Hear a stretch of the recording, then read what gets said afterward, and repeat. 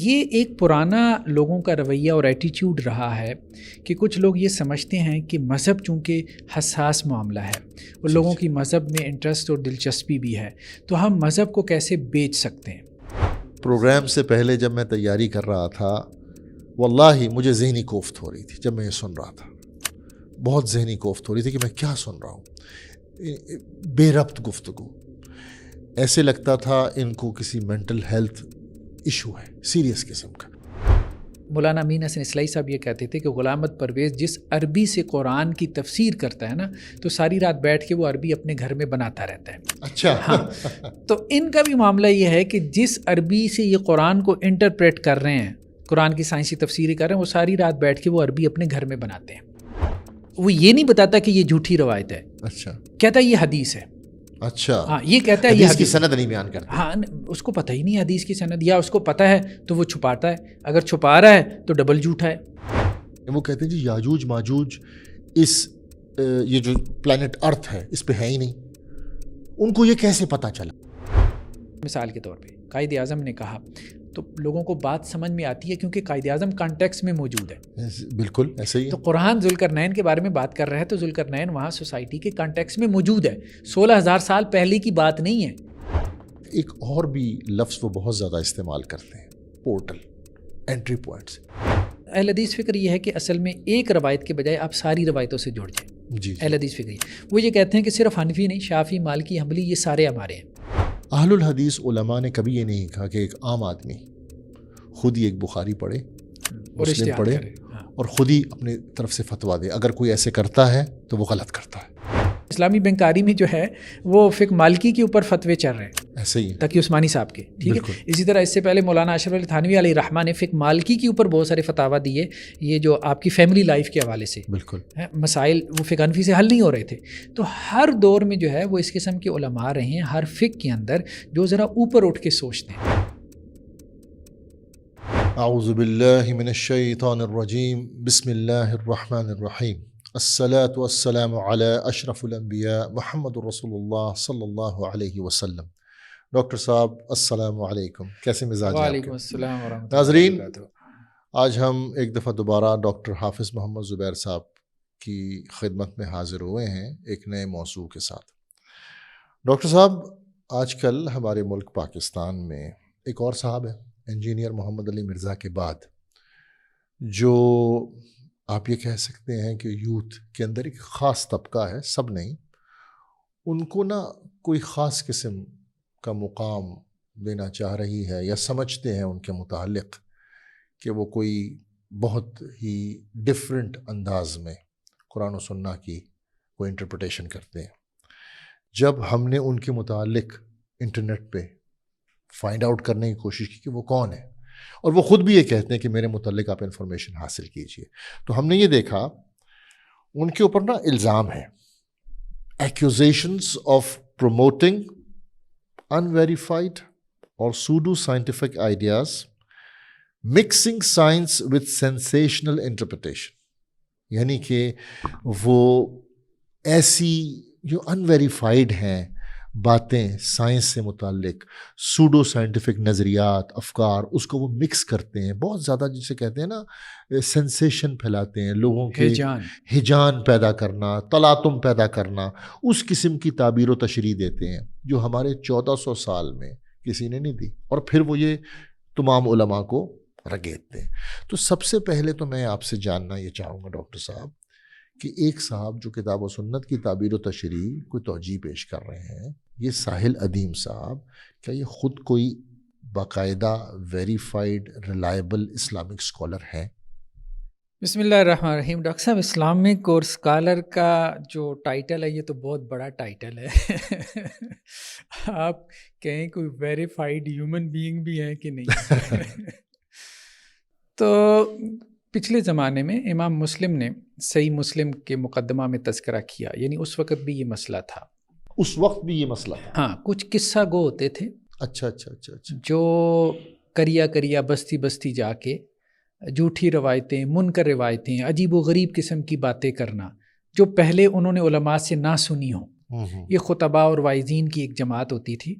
خطباء اور واعظین کی اس جماعت کو آج کل موٹیویشنل اسپیکر کہتے ہیں. ہاں ٹھیک. تو وہ پیسہ بٹورتے تھے اس زمانے میں، اس زمانے پیسہ بٹورتے تھے. امام مسلم نے اپنی صحیح مسلم کے مقدمہ میں ان کا تذکرہ کیا اور کہا کہ ان کے خلاف یہ کتاب لکھ رہا ہوں میں. اچھا. تاکہ ان کی یہ جتنی یہ جو کمائی ہے نا دین کے نام پہ یہ بند ہو اور صحیح دین لوگوں تک پہنچے، صحیح اور اتھینٹک حدیث لوگوں تک پہنچے. اچھا. تو یہ ایک پرانا لوگوں کا رویہ اور ایٹیٹیوڈ رہا ہے کہ کچھ لوگ یہ سمجھتے ہیں کہ مذہب چونکہ حساس معاملہ ہے اور لوگوں کی مذہب میں انٹرسٹ اور دلچسپی بھی ہے، تو ہم مذہب کو کیسے بیچ سکتے ہیں. اللہ تعالیٰ نے قرآن میں آیات بھی ہیں اس کے اوپر. تو مذہب بیچنے والے ہر دور میں رہے ہیں. انٹرپرینورز آج کل ان کو آپ انٹرپرینورشپ والے اور یہ ریلیجیس انٹرپرینورز، ریلیجس انٹرپرینورشپ والے آپ کہہ سکتے ہیں. تو کسی کا کوئی اگر سائیکالوجی میں اچھا درک رکھتا ہے اور تھوڑا اس کا بزنس مائنڈ بھی ہے تو وہ بندہ بہت اچھا مذہب کے نام پہ بزنس کر سکتا ہے. اور یہ ہمارے صرف یہ نہیں بات کر رہا ساحل ادیم کی. اب دیکھیں وہ آج کل ایک ڈاکٹر نبیہ جو ہے وہ بہت سوشل میڈیا پہ آ رہی ہے. اس کے علاوہ ڈاکٹر عفان کیسر صاحب کہاں پہنچ گئے. تو یہ سارے لوگ شروع میں آئے اور مذہبی لوگوں نے ان کے افکار اور نظریات کی وجہ سے ان کو اپریشیٹ بھی کیا. بعد میں جب ان کی کلی کھلی اور باتیں سامنے آئیں تو سوائے ایک بات کے کہ مذہب کو پیسہ کمانے کے لیے ایک ٹول کے طور پہ استعمال کیا گیا. ایک چیز میں چاہوں گا کہ آپ اس کے متعلق بھی کچھ بتائیں کہ یہ this is not something new. Since the time of بنی اسرائیل ایسے لوگ موجود رہے ہیں جو مذہب فروش رہے ہیں. اللہ تعالیٰ نے قرآن کریم میں ایسے لوگوں کا ذکر کیا ہے. تو یہ ایک فنومینا ہے جو ہر دور میں رہا ہے. مطلب یہ کوئی ایک ایسی چیز نہیں ہے جو صرف آج پیدا ہو گئی. کچھ اس کے متعلق بتائیں گے آپ؟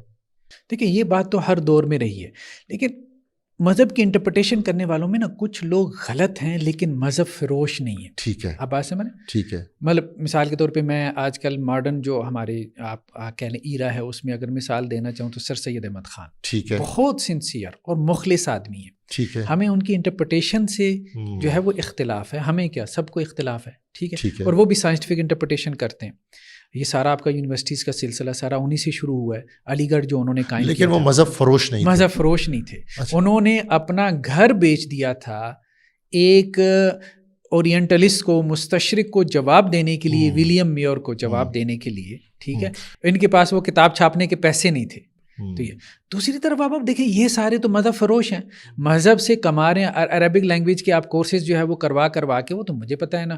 اب ہمارے اسٹوڈنٹ جا کے وہ پڑھاتے رہے، ان کی مینجمنٹ ٹیم کا بھی حصہ رہے ہیں، وہ بتاتے ہیں کس طرح سے سارا کاروبار ہے. لوگوں کو آتا ککھ نہیں ہے. بڑے بڑے آپ وعدے کریں ان سے، ہم آپ کو یہ سکھا دیں گے، وہ کروا دیں گے. دوسری طرف ہزاروں مدارس ہیں صدیوں سے مفت میں آپ کو پڑھا رہے ہیں. جی ٹھیک ہے. اور یہ صرف پڑھا نہیں رہی ہیں، مجھے بتائیں بورڈنگ مفت ہے، جی اسکولنگ مفت ہے آپ کی وہاں پہ، آپ کا کھانا پینا میس وہاں پہ مفت ہے.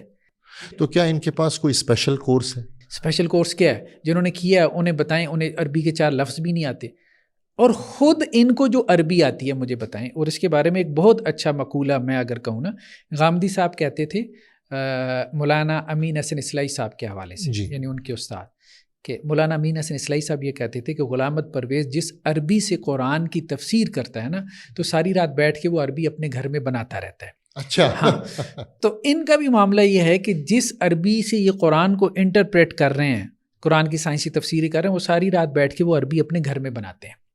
ہاں، وہ عربی وہ والی نہیں ہے جو کہ آپ سے سلف سے چلی آ رہی ہے، وہ عربی جو کہ عربوں کے پاس ہے، کیونکہ انہوں نے تو کہہ دیا نا، عربوں کو بھی فارغ کر دیا نا. اچھا. ابھی جو اوریا مقبول جان کے ساتھ جو ہے ان کا وہ پوڈ کاسٹ ہے، اس میں تو کہہ رہے تھے عربوں نے بھی کیا کیا.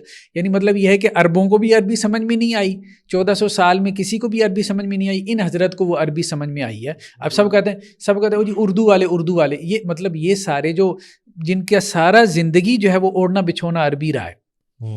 ٹھیک ہے. جو مفت میں تعلیم دیتے رہے، ہم خود جو ہے وہ مفت میں عربی کے کورسز کروا رہے ہیں، اور بہت انٹینسو کورسز کروا رہے ہیں، ہماری ویب سائٹس ہیں. ٹھیک ہے. تو کہنے کا مقصد، اور تم بیچ رہے ہو عربی کے کورسز بیچ کے. ایک تمہاری کلاس میں 500 اسٹوڈنٹ ہوتا ہے. ٹھیک ہے. اور تم جو ہے وہ گاڑیوں پہ گاڑیاں بنائی جا رہے ہو، اپنی ایسیٹس اور پراپرٹیز بنا رہے ہو، اور آتا کچھ بھی نہیں ہے اسٹوڈنٹس کو. اسٹوڈنٹس تم سے متنفر ہو رہے ہیں، کتنی کہانیاں لیے پھرتے ہیں. وہ تو اب کسی اینکر کی توجہ ہوگی تو اس کے بعد یہ سارا معاملہ کھلے گا، جیسے ڈاکٹر نبیہ کا کھلا ایک وقت میں آ کے. یہ تو پھر بھی پول پٹی کھل جائے گی. ذمہ داری جرنلسٹ کی ہے کہ وہ، یہ ہماری نہیں ہے، یہ ہماری ذمہ داری نہیں ہے. ڈاکٹر صاحب میں ایک اور بات آپ سے جاننا چاہوں گا کہ جو ان کی انٹرپریٹیشن ہے قرآن و سنہ کی، اس کی بنیاد کیا ہے، اس کی اپروچ کیا ہے؟ دیکھیں جتنے بھی، جیسا کہ آپ نے کہا سر سید جو تھے وہ دین کے ساتھ مخلص تھے، لیکن ہم ان کی اپروچ سے اتفاق نہیں کرتے، ایسے لیکن وہ مذہب فروش نہیں تھے۔ مذہب فروش، تو ایسے لوگ تو ہو سکتے ہیں جن کے آپ کہیں گے جی ہم ان کی تعبیر و تشریح سے اتفاق نہیں کرتے، لیکن وہ دین کے ساتھ ہم ان کا مخلص ہیں، احترام کرتے ہیں، ہم ان کو ریگارڈ کرتے ہیں۔ ہم ان کے علمی اختلاف رکھیں گے ان سے، لیکن ہم یہ کہیں گے وہ مذہب فروش نہیں ہے۔ تو ان صاحب کی جو انٹرپریٹیشن ہے کتاب و سنت کی، وہ ہے کیا، اس کی بنیاد کیا ہے؟ کیونکہ میں تو اتنا جانتا ہوں، چاہے وہ اہل السنہ والجماعت کے جتنے بھی مکاتب فکر موجود ہیں، حتیٰ کہ شیعہ حضرات بھی جو ہیں، ان کی بھی جو ان کا جو دین ہے اس کی کچھ بنیاد ہوتی ہے، ان کے کچھ اصول الفقہ ہوتے ہیں، کچھ اصول الحدیث ہوتے ہیں، اصول التفسیر ہوتے ہیں۔ ان کی کیا، ان کی بنیاد کیا، ان کی میتھڈالوجیکل اپروچ کیا ہے؟ کوئی میتھڈالوجی نہیں ہے، کوئی جو ہے وہ اکیڈیمک اپروچ نہیں ہے، کوئی اکیڈیمک اسکالرشپ نہیں ہے۔ بیسیکلی دیکھیں کہ ایک ہی چیز ہے کہ آپ عوام الناس کو خوش کیسے کر سکتے ہو، آپ سٹوری کیسے بیچ سکتے ہو۔ دیکھیں یہ تو سارے سٹوری ٹیلرز ہیں نا، قصہ گو، ہاں قصہ گو ہیں، ٹھیک ہے، اور انہوں نے اپنی سٹوری بیچنی ہے۔ اب سٹوری بیچنے کے لیے پیچھے کیا پرنسپلز ہوں گے؟ پرنسپلز تو اس کے ہوتے ہیں، مطلب جس کی کوئی فلاسفی ہو، جس کا کوئی سسٹم تھاٹ ہو، کسی کا کوئی نظام فکر ہو، ٹھیک ہے۔ تو ہمارے ہاں جو 1400 سال سے دینی روایت چلی آ رہی ہے وہ الل ٹپ نہیں ہے کہ اٹھ کے جی قرآن کی کوئی آیت جو ہے وہ اس کا معنی یہاں سے یہ کر دیا، وہاں سے وہ کر دیا۔ کچھ اصول پیچھے پورے پرنسپلز ہیں، اصول ہیں، کسی بھی ٹیکسٹ کو انٹرپریٹ کرنے کے اصول ہوتے ہیں۔ آپ M Phil P H D کرتے ہو، آپ کو ریسرچ میتھڈالوجی کا پورا کورس پڑھایا جاتا ہے، یہ ریسرچ کی اپروچز ہوتی ہیں، یہ سارے مطلب ہر ڈسپلن میں ایسا نہیں ہے کہ ایسی کو الٹر اٹھ کے جو ہے وہ باتیں کرنا شروع کر دے ہیں۔ تو سائنس کے اندر بھی ایک سوڈو سائنس ہے، ایک سائنس فکشن ہے، ایک فلاسفی آف سائنس ہے، ایک پیور سائنس ہے، ایک سائنٹیفک فیکٹ ہے، ٹھیک ہے، ایک اسکالسٹک جو ہے وہ سائنس ہے۔ تو سائنس کے اندر بھی 10 قسم کی سائنسیں اب وجود میں آ چکی ہیں۔ بالکل بالکل۔ تو اب سوڈو سائنس ہو گئی، سائنس فکشن ہو گئی، یہ افسانہ نگاروں کا تو موضوع ہے، یہ سائنسدانوں کا، سائنسٹسٹ کا موضوع نہیں ہے۔ تو بیسیکلی یہ لوگ یہی کرتے ہیں، یہ فلاسفی آف سائنس بھی نہیں ہے، بلکہ فلاسفی آف سائنس کا بھی کوئی وزن ہوتا ہے، ٹھیک ہے۔ یہ بیسیکلی تو سائنس فکشن ہے۔ پورٹلز تو آپ دیکھیں نا، اگر گوگل کریں نا، تو مجھے بھی یہ بار بار سن کے حیرت ہوتی تھی، یار یہ لفظ کہاں سے لے آیا؟ تو میں نے گوگل کیا تو سب سے پہلے تو مووی آ گئی 2019 کی۔ ڈاکٹر صاحب میرے ذہن میں ایک بات آ رہی ہے، دیکھیں ایک ہوتے ہیں تاریخ دان اور ایک ہوتے ہیں تاریخی ناول نگار، یعنی ایک تاریخی واقعے کو لیں گے، اس کو ناول کی شکل دیں گے۔ تو یہ جو سائنس فکشن والے لوگ ہیں، یہ سائنس کو بنیاد بنا کے اس کے اندر، اس شعبے کے اندر افسانہ نگاری کرتے ہیں، اور سوڈو سائنس والے اسی طرح کے لوگ ہوتے ہیں۔ اب آپ کچھ بیسیکلی دیکھیں، دو چیزیں، ساحل ندیم کی جتنی فکر ہے نا، وہ دو بنیادوں کے اوپر کھڑی ہے، ٹھیک ہے۔ ایک تو یہ کہ من گھڑت مذہب، فیبریکیٹڈ ریلیجن، یعنی فیبریکیٹڈ نیریشنز، من گھڑت روایات، یعنی مذہب میں سے اس نے پک اینڈ چوز کیا، مذہب میں سے اس نے کیا چوز کیا؟ من گھڑت روایات کو اس نے اٹھا لیا، جھوٹی روایات کو۔ لیکن وہ یہ کہتے ہیں استاد کا کام نہیں ہے ریفرنس دینا، یہ اسٹوڈنٹس کا کام ہے۔ نہیں، وہ ریفرنس تو ہم نے نکالے ہیں نا، چلو ایز اے اسٹوڈنٹ ہی ہم نے نکال لی ہیں، تو دکھا دیا ہے نا کہ ساری فیبریکیٹڈ ہیں۔ اچھا چلیں ٹھیک ہے، وہ ہم ڈسکس کریں گے نا۔ تو ایک تو یہ ہے کہ مذہب سے تو اس نے یہ چوز کر لیا۔ اچھا، سائنس سے بھی کوئی، اس کو سائنس کا بھی کچھ نہیں آتا پتہ۔ اچھا ہاں، مطلب جتنی بھی باتیں یہ کرتا ہے بیکار قسم کی، آپ وہ کہتے ہیں نا جی گوگل کر لیں، خود کہتا ہے گوگل کر لیں، جا کے گوگل کر لیں۔ جیسے کہہ رہا تھا کہ جی اسکائی اوپننگ ان دا جرمنی، اس کی ویڈیو ہے یوٹیوب کے اوپر، جا کے دیکھیں۔ پھر بڑے وہ دھڑلے سے کہتا ہے جا کے گوگل کرو، ریسرچ کرو، فلاں کرو، ڈمکان کرو۔ اللہ کے بندے، گوگل کیا، وہ چیٹ جی پی ٹی کے پاس جاؤ تو وہ کہتا ہے کہ جی سارا جھوٹ ہے، ٹھیک ہے۔ اور وہ بات بھی 1600 سم تھنگ کی ہے جو وہ کر رہا ہے، اسکائی اوپننگ ان دا جرمنی میں ہوئی اور سویڈن کے اندر ہوئی، اور لوگوں نے آسمان کے اوپر دیکھا کہ آپس میں لڑائی ہو رہی ہے، فائٹ ہو رہی ہے، ٹھیک ہے، یعنی گیٹس کھلے ہیں، آسمانوں کے دروازے کھلے ہیں، اور ہزاروں لوگوں نے جرمنی میں اور فلاں جگہ پہ دیکھا کہ آسمانوں کے اوپر لڑائی ہو رہی ہے، اور لوگوں نے پرپل فلاورز دیکھے، اور یہ ہوا وہ ہوا۔ اب جا کے گوگل کر لو، گوگل کرو تو گوگل کہتا ہے، اور چیٹ جی پی ٹی کہتا ہے کہ جی 1600 کوئی 40-45 کے قریب میں یہ کہا جاتا ہے، لیکن اس کی کوئی بنیاد نہیں، جھوٹی باتیں، قصہ گوئی۔ ہاں، مطلب جیسے ہیلوسینیشن کہتے ہیں، اس قسم کی باتیں۔ تو سائنس سے بھی اس نے جھوٹ اٹھا لیا۔ یہ سائنس تو نہیں ہے، ہاں سائنس نہیں ہے نا، مطلب سائنس کے نام پہ جو جھوٹ تھا اس نے وہ اٹھا لیا، اور اس نے مذہب کے نام پہ جو جھوٹ تھا وہ بھی اٹھا لیا۔ تو اس نے دو جھوٹوں کو ملا کے، ٹھیک ہے، یعنی نان ایتھینٹک ریلیجس نیریشنز کو لے کے، فیبریکیٹڈ ریلیجس نیریشن کو لے کے، اور سائنس فکشن کو لے کے، اس نے ایک نیریٹو ڈیولپ کر لیا، بنا لیا۔ جس کو اب یہ کہتا ہے کہ جی یہ ریلیجس سائنٹیفک نیریٹو ہے اور اس پہ ایمان لے کے آؤ. پتہ نہیں میں نے کہاں کی بات کر دی ہے. اور اس کے لیے میں آپ کو عربی پڑھاؤں گا. یہ سارا کچھ ان کو عربی آتی ہے؟ ان کی عربی کا کیسا معیار ہے؟ اس کو کیا عربی آتی ہے مجھے بتائیں. اس کی عربی کا کیا معیار ہونا ہے؟ جو کچھ اس نے عربی کی تشریحات مجھے بتائیں کر دی ہیں تو اس کے بعد تو بندا سر پیٹ لیتا ہے. سر کیا پیٹ لیتا ہے؟ جس کو تھوڑی بہت عربی آتی ہے تو اسے تو وومٹ کی فیلنگ ہوتی ہے کہ یہ میں نے سن کیسے لیا. صحیح بات ہے ڈاکٹر صاحب, سر درد شروع ہو جاتا ہے. مطلب اس کی باتیں سننے کے آسان کام نہیں ہے, بہت تزکیہ نفس چاہیے اس کے لیے, آپ بہت یقین صبر مانیے چاہیے. کہ پروگرام سے پہلے جب میں تیاری کر رہا تھا واللہ مجھے ذہنی کوفت ہو رہی تھی. جب میں یہ سن رہا تھا بہت ذہنی کوفت ہو رہی تھی کہ میں کیا سن رہا ہوں, بے ربط گفتگو. ایسے لگتا تھا ان کو کسی مینٹل ہیلتھ ایشو ہے سیریس قسم کا. اب دیکھیے اوریا مقبول جان صاحب کے ساتھ انہوں نے پروگرام کیا, وہ بھی ہم آپ سے پوچھنا چاہیں گے. انہوں نے یاجوج ماجوج کا ذکر کیا اور اتنے کہتے ہیں جی علماء نے کام ہی نہیں کیا اس کے اوپر. اب ہر بندہ اٹھتا ہے اور یہ کہہ دیتا ہے جی علماء نے کام ہی نہیں کیا. بھائی اگر علماء نے کام نہیں کیا تو یہ نام آپ کو کہاں سے پتہ چلے؟ یہ جن کتابوں میں لکھے ہوئے ہیں نام, جن تفاسیر میں, جن اسلامک لٹریچر سے آپ کو یہ ساری باتیں پتہ چلتی ہیں, وہ لکھی کس نے؟ آپ علماء کی لکھی ہوئی کتابیں پڑھ کے بولتے ہیں علماء نے کام نہیں کیا. ہمیں تو آپ کی ذہنی صحت پہ شک ہوتا ہے. شیخ کو ارشاد فرمائیے. اب یاجوج ماجوج کے بارے میں کیا تیر مار دیا ہے, مذہب سے کیا اٹھایا جی؟ مذہب سے یہ بات اٹھا لی ہے کہ جی یاجوج ماجوج جو ہے وہ صرف آدم کی اولاد ہے. اب مذہب سے جھوٹی روایتیں اٹھائی ہیں. ٹھیک ہے, ٹھیک ہے. یاجوج ماجوج جو ہے نا وہ کہتے ہیں کہ جی ایک حدیث میں آیا. اچھا اسی طرح سے وہ کہتے ہیں کہ صرف آدم کی اولاد ہے. ہاں, اچھا, ساحل ادیم کا کہنا یہ ہے کہ یاجوج ماجوج صرف آدم کی اولاد ہیں. اور اس کی دلیل کیا ہے؟ اس کی دلیل ایک جھوٹی روایت ہے. وہ یہ نہیں بتاتا کہ یہ جھوٹی روایت ہے, اچھا کہتا ہے یہ حدیث ہے. اچھا, ہاں یہ کہتا ہے حدیث کی سند نہیں بیان کرتا. ہاں اس کو پتہ ہی نہیں حدیث کی سند, یا اس کو پتہ ہے تو وہ چھپاتا ہے. اگر چھپا رہا ہے تو ڈبل جھوٹا ہے, قذاب. ہاں, اور اگر چھپا نہیں رہا, نہیں پتا, تو پھر جاہل ہے. یعنی دو ہی صورتیں ہیں نا, یا جاہل ہے. جب جاہل ہے تو پھر اس کو اسکرین پہ آ کے اس قسم کی باتیں نہیں کرنی چاہیے کہ جس موضوع پہ تمہارا مطالعہ ہی نہیں ہے. ٹھیک ہے, اور تم آ کے اس کے بارے میں جو ہے وہ لوگوں کے عقائد کو جو ہے وہ کرنا شروع کر دو, بالکل اس خراب کرنا شروع کر دو. تو ایک بات تو یہ ہے کہ وہ جو روایت اس نے بیان کی ہے کہ جی حضرت آدم علیہ السلام کو وہ ڈریم ہوا, اچھا احتلام ہوا, ٹھیک ہے, اور ان کا جو سپرم تھا وہ مٹی کے ساتھ ملا اور اس سے یاجوج ماجوج پیدا ہوئی ہے. استغفر اللہ. ٹھیک ہے. اب یہ روایت جو ہے یہ جھوٹی روایت ہے. آپ ابن کثیر نکال لیں, سورہ کہف کا سیکنڈ لاسٹ رکوع ہے جہاں ذوالقرنین کا ذکر ہے یاجوج ماجوج کا. ٹھیک ہے, تفسیر ابن کثیر کے اردو میں ترجمے مل جاتے ہیں. ٹھیک ہے, ٹھیک ہے, تو یہ روایت آپ کو وہاں پہ مل جائے گی. ابن کثیر علیہ رحمہ نے اس پہ تبصرہ کرتے ہوئے کہا ہے کہ امام نووی نے اس کو بیان کر دیا. امام نووی نے بھی کوئی سند نہیں بیان کی. اچھا, کوئی سند نہیں بیان. اور امام نووی میں نے بھی کیا کیا کہ شرح میں بیان کیا. ٹھیک ہے, صحیح مسلم کی شرح میں انہوں نے تذکرہ کیا اور انہوں نے بھی یہ نہیں کہا کہ یہ کوئی صحیح روایت ہے. مطلب اس کی تذکرہ کیا, تذکرہ کرتی ہے کہ جی یہ بھی کچھ لوگوں نے بات کر دی ہے. تو ابن کثیر علیہ الرحمہ نے یہ کہا ہے کہ یہ بے سروپا باتیں یہودی لٹریچر, جیوش لٹریچر سے یہ آئی ہوئی ہے.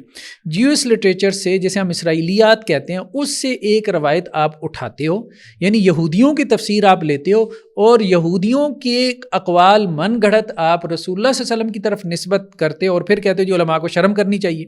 بھئی شرم تو آپ کو کرنی چاہیے. پھر شیخ ایک بات میں چاہوں گا, آپ عوام الناس کو ذرا بتا دیجئے کہ ہمارے جو علماء تھے, محققین تھے, وہ جب تفسیر کرتے تھے تو وہ ایک آیت سے متعلق جتنی روایات مشہور ہوتی تھیں ان سب کو بیان کر دیتے تھے, اور ان میں ان کا مقصود یہ ہوتا تھا کہ اس آیت سے متعلق یہ تمام باتیں یا روایات مشہور ہیں, البتہ صحیح یہ ہیں اور صحیح یہ نہیں ہے.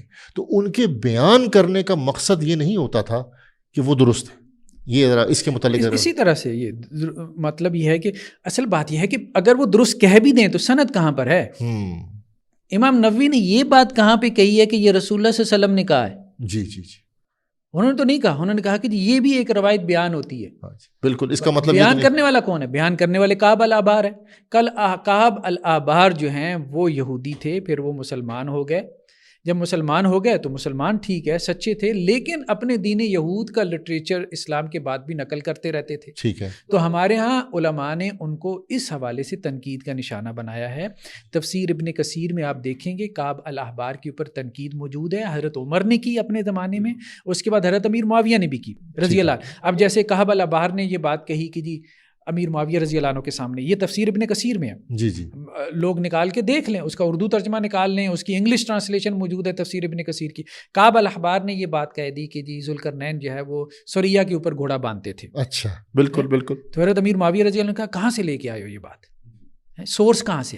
مطلب نبی کے صحابی تو ہم ہیں، ہمیں تو رسول اللہ صلی اللہ علیہ وسلم نے یہ نہیں بتایا، آپ ادھر سے آئے ہو، ہم آپ کے اسلام کی قدر کرتے ہیں، لیکن یہ جھوٹی باتیں کہاں سے لے آتے ہو؟ تو کہنے کا مطلب یہ ہے کہ یہ جو روایت حضرت آدم علیہ السلام سے متعلق ساحل ادیم صاحب بیان کر رہے ہیں، یہ جیوش لٹریچر کی روایت ہے، اسرائیلی روایت ہے جو یہاں آ گئی ہے، اور ہمارے علماء نے اس کو کرٹیسائز کیا ہے.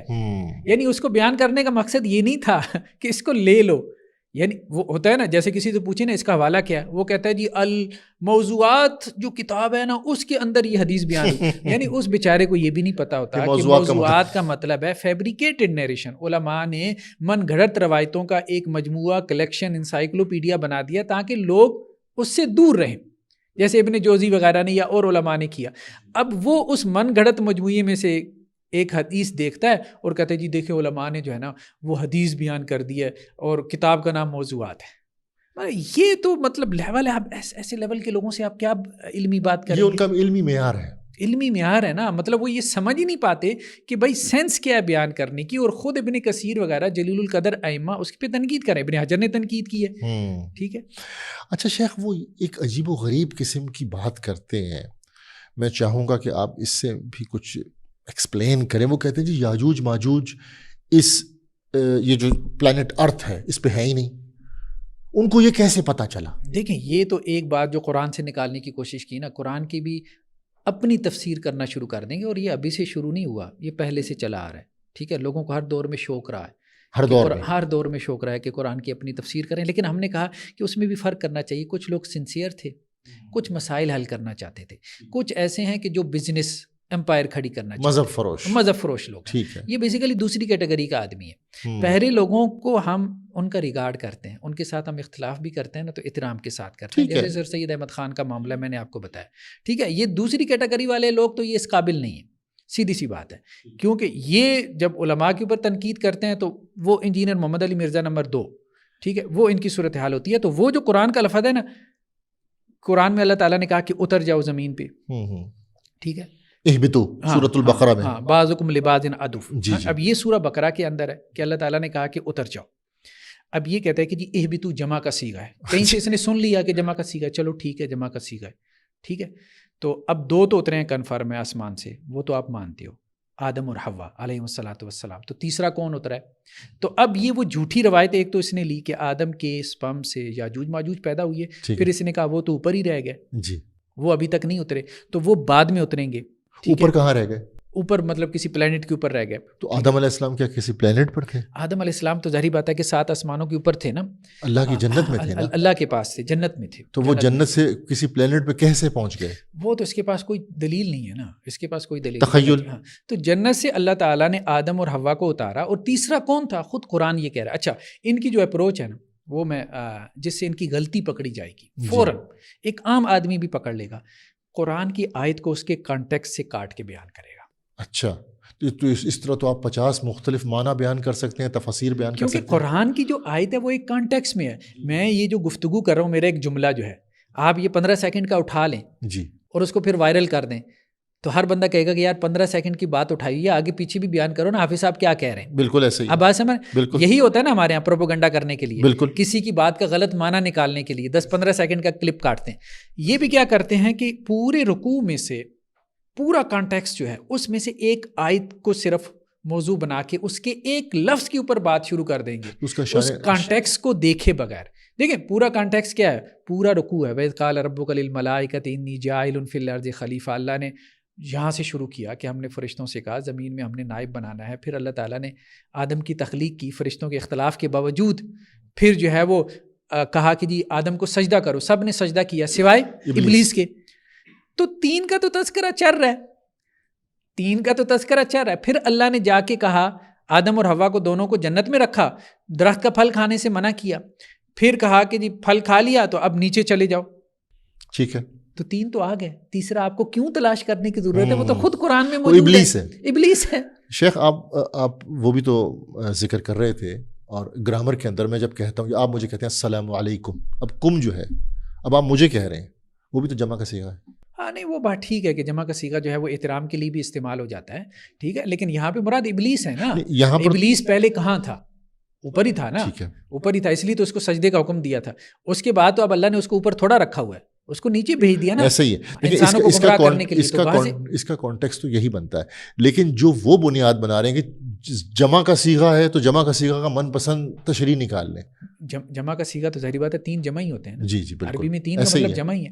آدم حوا، تو اس نے کہا تھا تیسرا کون ہے؟ تو تیسرا قرآن بتا رہا ہے ابلیس ہے. بالکل ایسا ہی ہے، قرآن بتا رہا ہے. تمہیں تلاش کرنے کی ضرورت کیا ہے؟ اب تم کانٹیکس سے کاٹو گے نا، پچھلی آیات بیان نہیں کرو گے، تو اب تمہیں موقع مل جائے گا کہ اس کے اندر جو مرضی ڈال. اور ایسے لوگ ہر دور میں رہے ہیں جو من پسند معنی بیان کرتے رہے. اچھا شیخ، یہ سورہ کہف میں جو ہے یہ عین الحمیہ جو ہے اس کو بلیک ہول کے طور پہ لیتے ہیں، وہ کیا ہے؟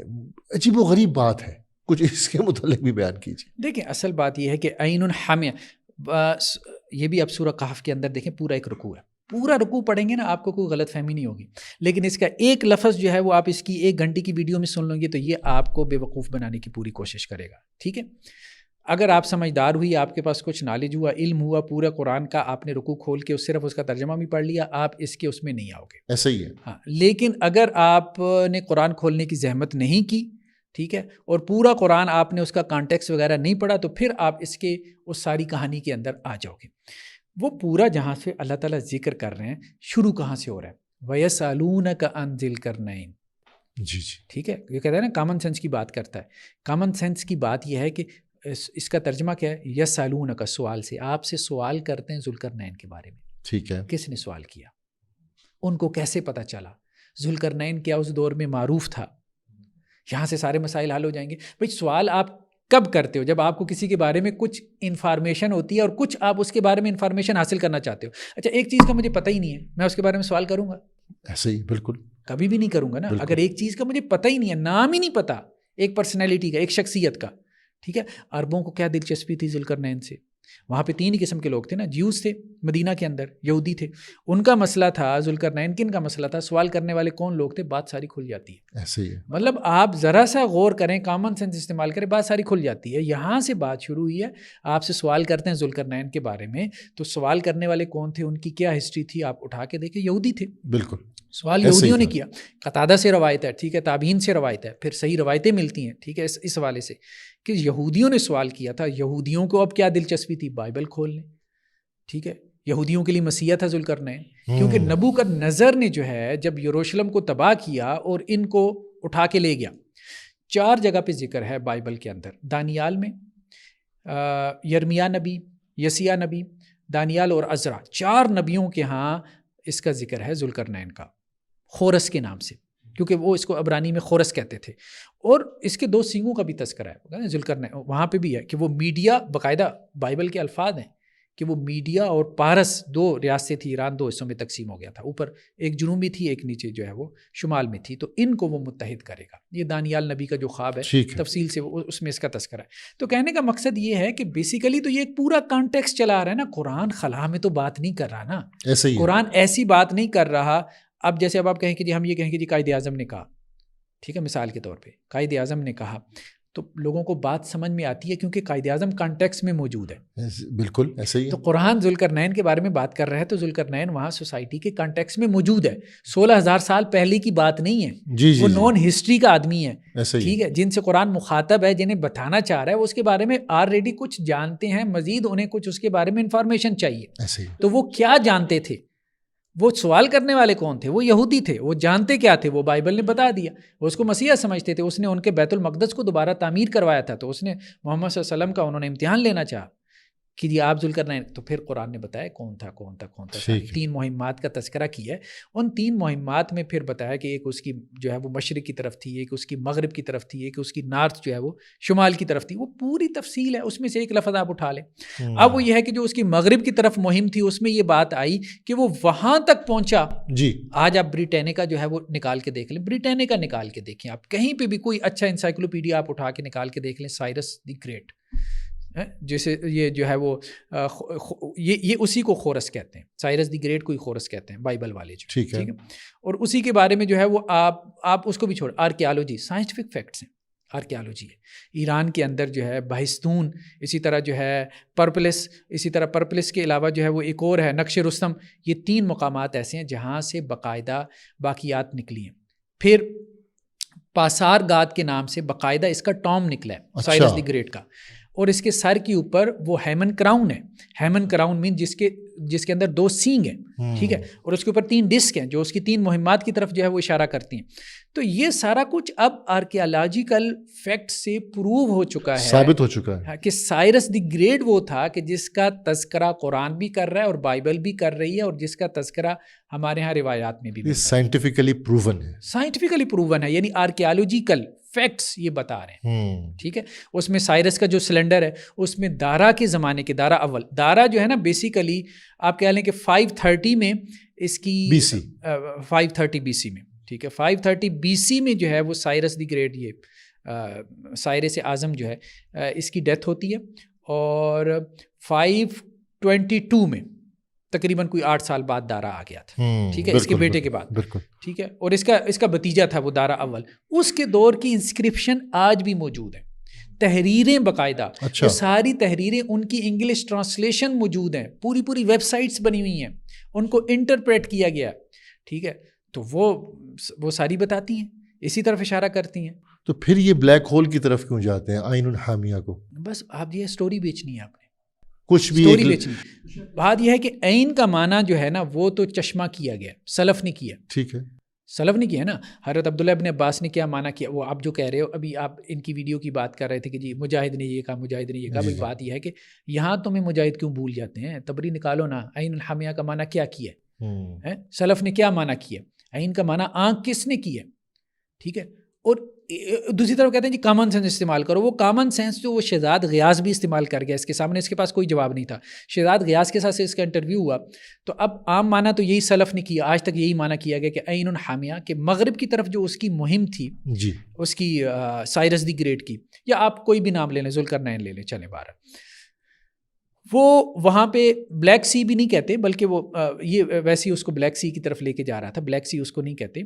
وہ آگے کہتے تھے کہ جی جہاں وہ سمندر ختم ہوتا ہے، کچھ لوگوں نے میڈیٹیرین سی کہا ہے، کچھ نے آگے جا کے جو ہے وہ کچھ اور جگہوں کا نام لیا، کہا کہ سمندر کے کنارے کچھ جھیلیں بن جاتی تھیں پانی کی وجہ سے. ٹھیک ہے. تو وہاں پانی جب مٹی کے ساتھ ملتا تھا تو ایک پانی جو ہے وہ آپ کہہ لیں کہ جی دلدلی زمین بن جاتی تھی. ٹھیک ہے. تو اس کے پیچھے اس نے دیکھا کہ سورج غروب ہو رہا ہے. یعنی کہنے کا مقصد یہ تھا کہ مغرب کو فتح کرتے کرتے اس نے تقریباً ساری متمدن دنیا اس نے فتح کر لی تھی. ہاں اس وقت آگے جو ہے وہ سمندر ہی تھا. جی یہ مقصد تھا قرآن کا ہے کہ وہ سورج غروب ہوتا دیکھ رہا تھا پیچھے دلدلی زمین کے اندر. ٹھیک ہے. عین الحامیہ، عین مین چشمہ اور حامیہ سے مراد دلدلی زمین. ٹھیک ہے. یہ اس کی تشریح تھی. اب اس نے کہا کہ جی عین کا معنی چشمہ نہیں، عین کا معنی تو آنکھ بھی ہوتا ہے. چلیں ٹھیک ہے، عین کا معنی آنکھ ہوتا ہے، یہ اس کا لغوی معنی ہے. اچھا وہ بھی لغوی معنی ہے، چشمہ بھی اس کا لغوی معنی ہے. اچھا لیکن اب اس پہ شہزاد غیاث نے ایک بات کہی. انہوں نے کہا جس طرف آپ لے کے جانا چاہ رہے ہو نا وہ آنکھ نہیں ہے. اچھا وہ آنکھ کی طرح ہے. اس کے پاس اس کا کوئی جواب نہیں تھا. یعنی قرآن نے کہا آنکھ، جی ٹھیک ہے. سورج کہاں غروب ہو رہا تھا؟ آنکھ میں. تو پھر مانو یہ آنکھ کے اندر سورج غروب ہو رہا تھا. یہ کیوں کہتے ہو آنکھ کی طرح چیز میں غروب ہو رہا تھا؟ قرآن نے یہ کہا آنکھ کی طرح چیز میں. تو اب آپ دیکھیں نا یہاں میٹافر ہوتا ہے، چلیں ایک آدھ لفظ میں، تو آپ نے قرآن کو شاعری بنا دیا، پوئٹری بنا دیا، جیسے مرضی اس کو کھیلیں آپ. ٹھیک ہے بھائی، غروب کا معنی کیا کریں گے؟ اب غروب کا معنی کیا کر دیا؟ یعنی غروب کا معنی تو یہ ہے کہ نظروں سے غائب ہو جانا. جی ٹھیک ہے، یہ معنی تھا نا. تو اب بلیک ہول میں جا کے تو وہ مطلب نظروں سے کیا غائب ہوگا؟ اس کا معنی کر دیا جی ختم ہو جانا. تو اس کو بلیک ہول سے مطلب آنکھ کا معنی کر دیا آنکھ کی طرح. ٹھیک ہے. حامیہ کا مطلب کر دیا بلیک، حالانکہ خامیہ کا مطلب بلیک ہوتا ہی نہیں ہے. لیکن خامیہ کس کا مطلب بنیاد پہ؟ بلیک نہیں ہوتا، خامیہ کا مطلب ہوتا ہے جیسے حضرت عبداللہ ابن عباس نے کہا ہے، تبری کے اندر یہ روایت ہے، نکال کے دیکھ لے، حضرت عبداللہ ابن عباس کا یہ حضرت بھی بڑا تذکرہ کرتے ہیں، تو پڑھنا ہے تو بھائی پورا پڑھو نا، سلف کو پورا پڑھو نا، جی لوگوں کو بتاؤ ان کے بارے میں جو جھوٹی روایتیں ہیں جو ان سے ثابت نہیں ہیں وہ تو بیان کرنی ہے، جو صحیح ہیں وہ بیان ہی نہیں کرنی. اچھا ہاں. تو انہوں نے کہا کہ اس سے مراد جو ہے وہ کالی مٹی ہے. اچھا بیسیکلی حامہ، جیسے دیکھیں نا آدم کی پیدائش کس سے ہوئی؟ من حامہ مسنون. جی صرف بلیک کلر سے تو نہیں نا ہوئی، بالکل اصل میں اس میں اصل چیز ہے مٹی، لیکن اس مٹی کا کلر بلیکش ہے. ٹھیک ہے. ٹھیک ہے. اچھا اس نے اس مٹی کو تو نکال دیا. بلیک ہول میں کون کہتا ہے کہ جی مٹی ہے؟ بلیک ہول دلدلی زمین ہے. کوئی سائنٹیفک ایسا کوئی نقطۂ نظر موجود ہے کہ بلیک ہول کوئی دلدلی زمین ہے؟ ٹھیک ہے. اچھا اس نے وہاں سے صرف کلر لے لیا. بھائی اس کا خامیہ کا مطلب کلر نہیں ہے، کلر کے لیے اسود کا لفظ ہے. ٹھیک ہے. حامیہ کا اصل مطلب ہے مٹی، لیکن مٹی کا کلر چونکہ بلیک مٹی بلیکش تھا تو آپ یہ بات کہہ سکتے ہو. ٹھیک ہے. تو اصل میں اس نے ہر جگہ پہ تحریف کی ہے، ہر جگہ کے اندر تحریف کی ہے. عین کا معنی اس نے بدل دیا، جو سلف نے مراد لیا تھا وہ معنی اس نے نہیں لیا. ٹھیک ہے. غروب کا معنی اس نے بدل دیا. ٹھیک ہے. حامیہ کا معنی اس نے بدل دیا. اچھا یہ سب کچھ بدلنے کے بعد بھی کیا کرے گا آگے؟ کیا ہر لفظ کا معنی بدلے گا آگے؟ صدین کا معنی. پھر کسی نے سوال کہا اچھا صدین، انہوں نے جا کے دیوار تعمیر کی تھی، تو دیوار تو ذوالقرنین نے یہاں پہ تعمیر کی تھی نا، بلیک ہول میں جا کے تو نہیں کی تھی. کہنے لگا کہ یہ کہاں سے ثابت ہو گیا؟ اچھا اب دیکھیں نا، پھر وہ سورہ یاسین کی جو ہے وہ اپنا وہ آیت لے آیا کہ جی وجعلنا من بین ایدیہم سدا ومن خلفہم سدا فاغشیناہم فہم لا یبصرون. اللہ تعالیٰ نے کفار کے بارے میں کہا کہ ان کے آگے ایک دیوار ایک پیچھے دیوار، وہ دیکھ نہیں سکتے. جی تو یہاں دیوار سے کون سی دیوار مراد ہے؟ یہ کہنے لگ گیا نا، یہ تو میٹافر ہے. ہاں میٹافر ہے. تو مطلب یہاں میٹیریل دیوار تو مراد نہیں ہے. یہ بات تو ٹھیک ہے اس کی، سورہ یاسین میں میٹیریل دیوار مراد نہیں ہے. جی سورہ کاف میں کیا صرف صدین کے لفظ آئے ہیں؟ اصل میں یہ بات سمجھ ہی نہیں رہا نا، یا سمجھنا چاہ نہیں رہا. جی وہاں پہ سورہ یاسین کے اندر صد کا لفظ ہے. ٹھیک ہے. کہ اللہ نے پردہ ڈال دیا. ٹھیک ہے. ٹھیک ہے. کیونکہ دیوار بھی ایک پردہ ہوتی ہے، ایک رکاوٹ ہے نا دیوار، کہ آپ دیوار کے دوسری طرف دیکھ نہیں سکتے. ٹھیک ہے. تو اللہ تعالیٰ نے وہاں پہ صد کا لفظ استعمال کیا، کیونکہ کوئی لفظ ہوتا ہے نا اس کے دو استعمالات ہوتے ہیں. ہم کہتے ہیں لٹرل میننگ، لٹریری میننگ. بالکل. تو قرآن میں بھی ایک لفظ اپنے لٹرل میننگ میں بھی استعمال ہوتا ہے، کہیں لٹریری میننگ میں بھی استعمال ہو جاتا ہے. ٹھیک ہے. مثال کے طور پہ آپ کہتے ہو کہ جی جہاز کا معنی ایک تو اڑتی ہوئی مشین ہے اور ایک جہاز کا معنی نشئی ہے. ٹھیک ہے، وہ ہمارا سلینگ ہے. ٹھیک ہے. تو کہنے کا مقصد یہ ہے کہ بعض اوقات جو ہے نا وہ اپنے لٹریری میننگ میں بھی استعمال ہو جاتے ہیں، لیکن اس کا مطلب یہ نہیں ہے کہ ہر جگہ آپ ایک لفظ کو لٹریری میننگ بھی لیں. بالکل ایسے ہی ہے. ہاں. تو سورہ کاف کے اندر یہ لفظ جو ہے وہ اپنے لٹرل میننگ میں ہے، اور سورہ یاسین کے اندر یہ اپنے لٹریری میننگ کے اندر ہے. اچھا سورہ کاف میں لٹرل میننگ میں کیوں ہے؟ کیونکہ وہاں پہ اللہ نے صد کا لفظ نہیں استعمال کیا، صدین کا کیا. پردہ تو جو ہے نا دیکھیں وہ تو ایک ہی ہوگا، دو پردے اللہ نے ان کی آنکھوں پہ دو پردے ڈال دیے. اس کا کیا مطلب ہے؟ پردہ ڈال دیا تو سمجھ میں آ گیا. ٹھیک ہے. تو صدین کا لفظ جب آیا تو اس کا مطلب یہ ہے کہ دو دیواریں تھیں. ٹھیک ہے. دو دیواریں تھیں. اس لیے کہا جاتا ہے کہ یہ جو اللہ تعالیٰ کے بارے میں بحث آتی ہے نا کہ اللہ تعالیٰ کی آنکھیں ہیں کہ نہیں ہے، اس کے حوالے سے ایک ڈیبیٹ پیدا ہوئی، یا اللہ تعالیٰ کے ہاتھوں کے حوالے سے کہ وہ وہاں میٹافر مراد ہے یا اس کے لٹرل میننگ مراد ہے. عقیدے کے موضوع پہ آتی ہے. تو صدین کا مطلب صرف صدین کا لفظ نہیں ہے نا، حتی اذا بلغ بین الصدین. یہ تھوڑی کہا کہ اس نے دو دیواریں بنائیں، جب وہ دو دیواریں تو پہلے سے، صدین تو پہلے سے تھیں، وہ وہاں پہنچا ہے. بالکل وہ وہاں پہنچا ہے. اس نے کیا کیا ہے؟ اس نے جو بنایا ہے نا، حتی اذا بلغ بین الصدین وجد من دونہما قوما، تو وہاں پہ اس نے ایک قوم کو دیکھا. اب یہ کہے گا جی ایلینز دیکھی لا یکادون یفقہون قولا، جن کی وہ بات نہیں سمجھ سکتا تھا ذوالقرنین. قالوا یا ذا القرنین ان یاجوج و ماجوج مفسدون فی الارض. تو انہوں نے کہا کہ ذوالقرنین یہ جو یاجوج ماجوج ہیں نا یہ پہاڑوں کے پیچھے سے آتے ہیں اور زمین میں فساد برپا کرتے ہیں. مفسدون فی الارض. اب یہ کہتا ہے کہ جی ارض کا معنی آپ زمین کر لیتے ہو، ارض کا معنی زمین بھی نہیں ہوتا. یعنی ہر جگہ ہی مطلب وہ میٹافر لے گیا نا، قرآن کا کوئی متعین معنی رہ ہی نہیں گیا. شیخ میری ایک درخواست ہے پبلک کے لیے، عوام کے لیے، اگر آپ یہ بتا دیں کہ قرآن کی جو آیات ہوتی ہیں بعض لوگ ان کے لغوی معنوں کی بنیاد پہ تفسیر کرتے ہیں، تو ایک لفظ کے تو بعض اوقات 15 20 معنی ہوتے ہیں. تو آپ کس بنیاد پہ کون سا معنی لیں گے؟ اور بعض اوقات ایسا ہوتا ہے ہم اس کا اصطلاحی معنی لیتے ہیں، بعض اوقات لغوی معنی لیں گے. اس موضوع پہ اگر آپ بتا دیں، کیونکہ لوگ اکثر اس بنیاد پر جو ہے نا عوام کو متنفر کرتے ہیں اور ان کو بے وقوف بھی بناتے ہیں. دیکھیں اصل بات یہ ہے کہ اس کے لیے پورے اصول ہیں. ٹھیک ہے. وہی بات ہم جو کہہ رہے تھے، جیسے اصول تفسیر قرآن کو انٹرپریٹ کرنے کے، جیسے اب آپ بچے کو M Phil P H D کرواتے ہیں تو پہلے ریسرچ میتھڈالوجی کا کورس کرواتے ہیں نا، تو ہم بھی پہلے کورس کرواتے ہیں.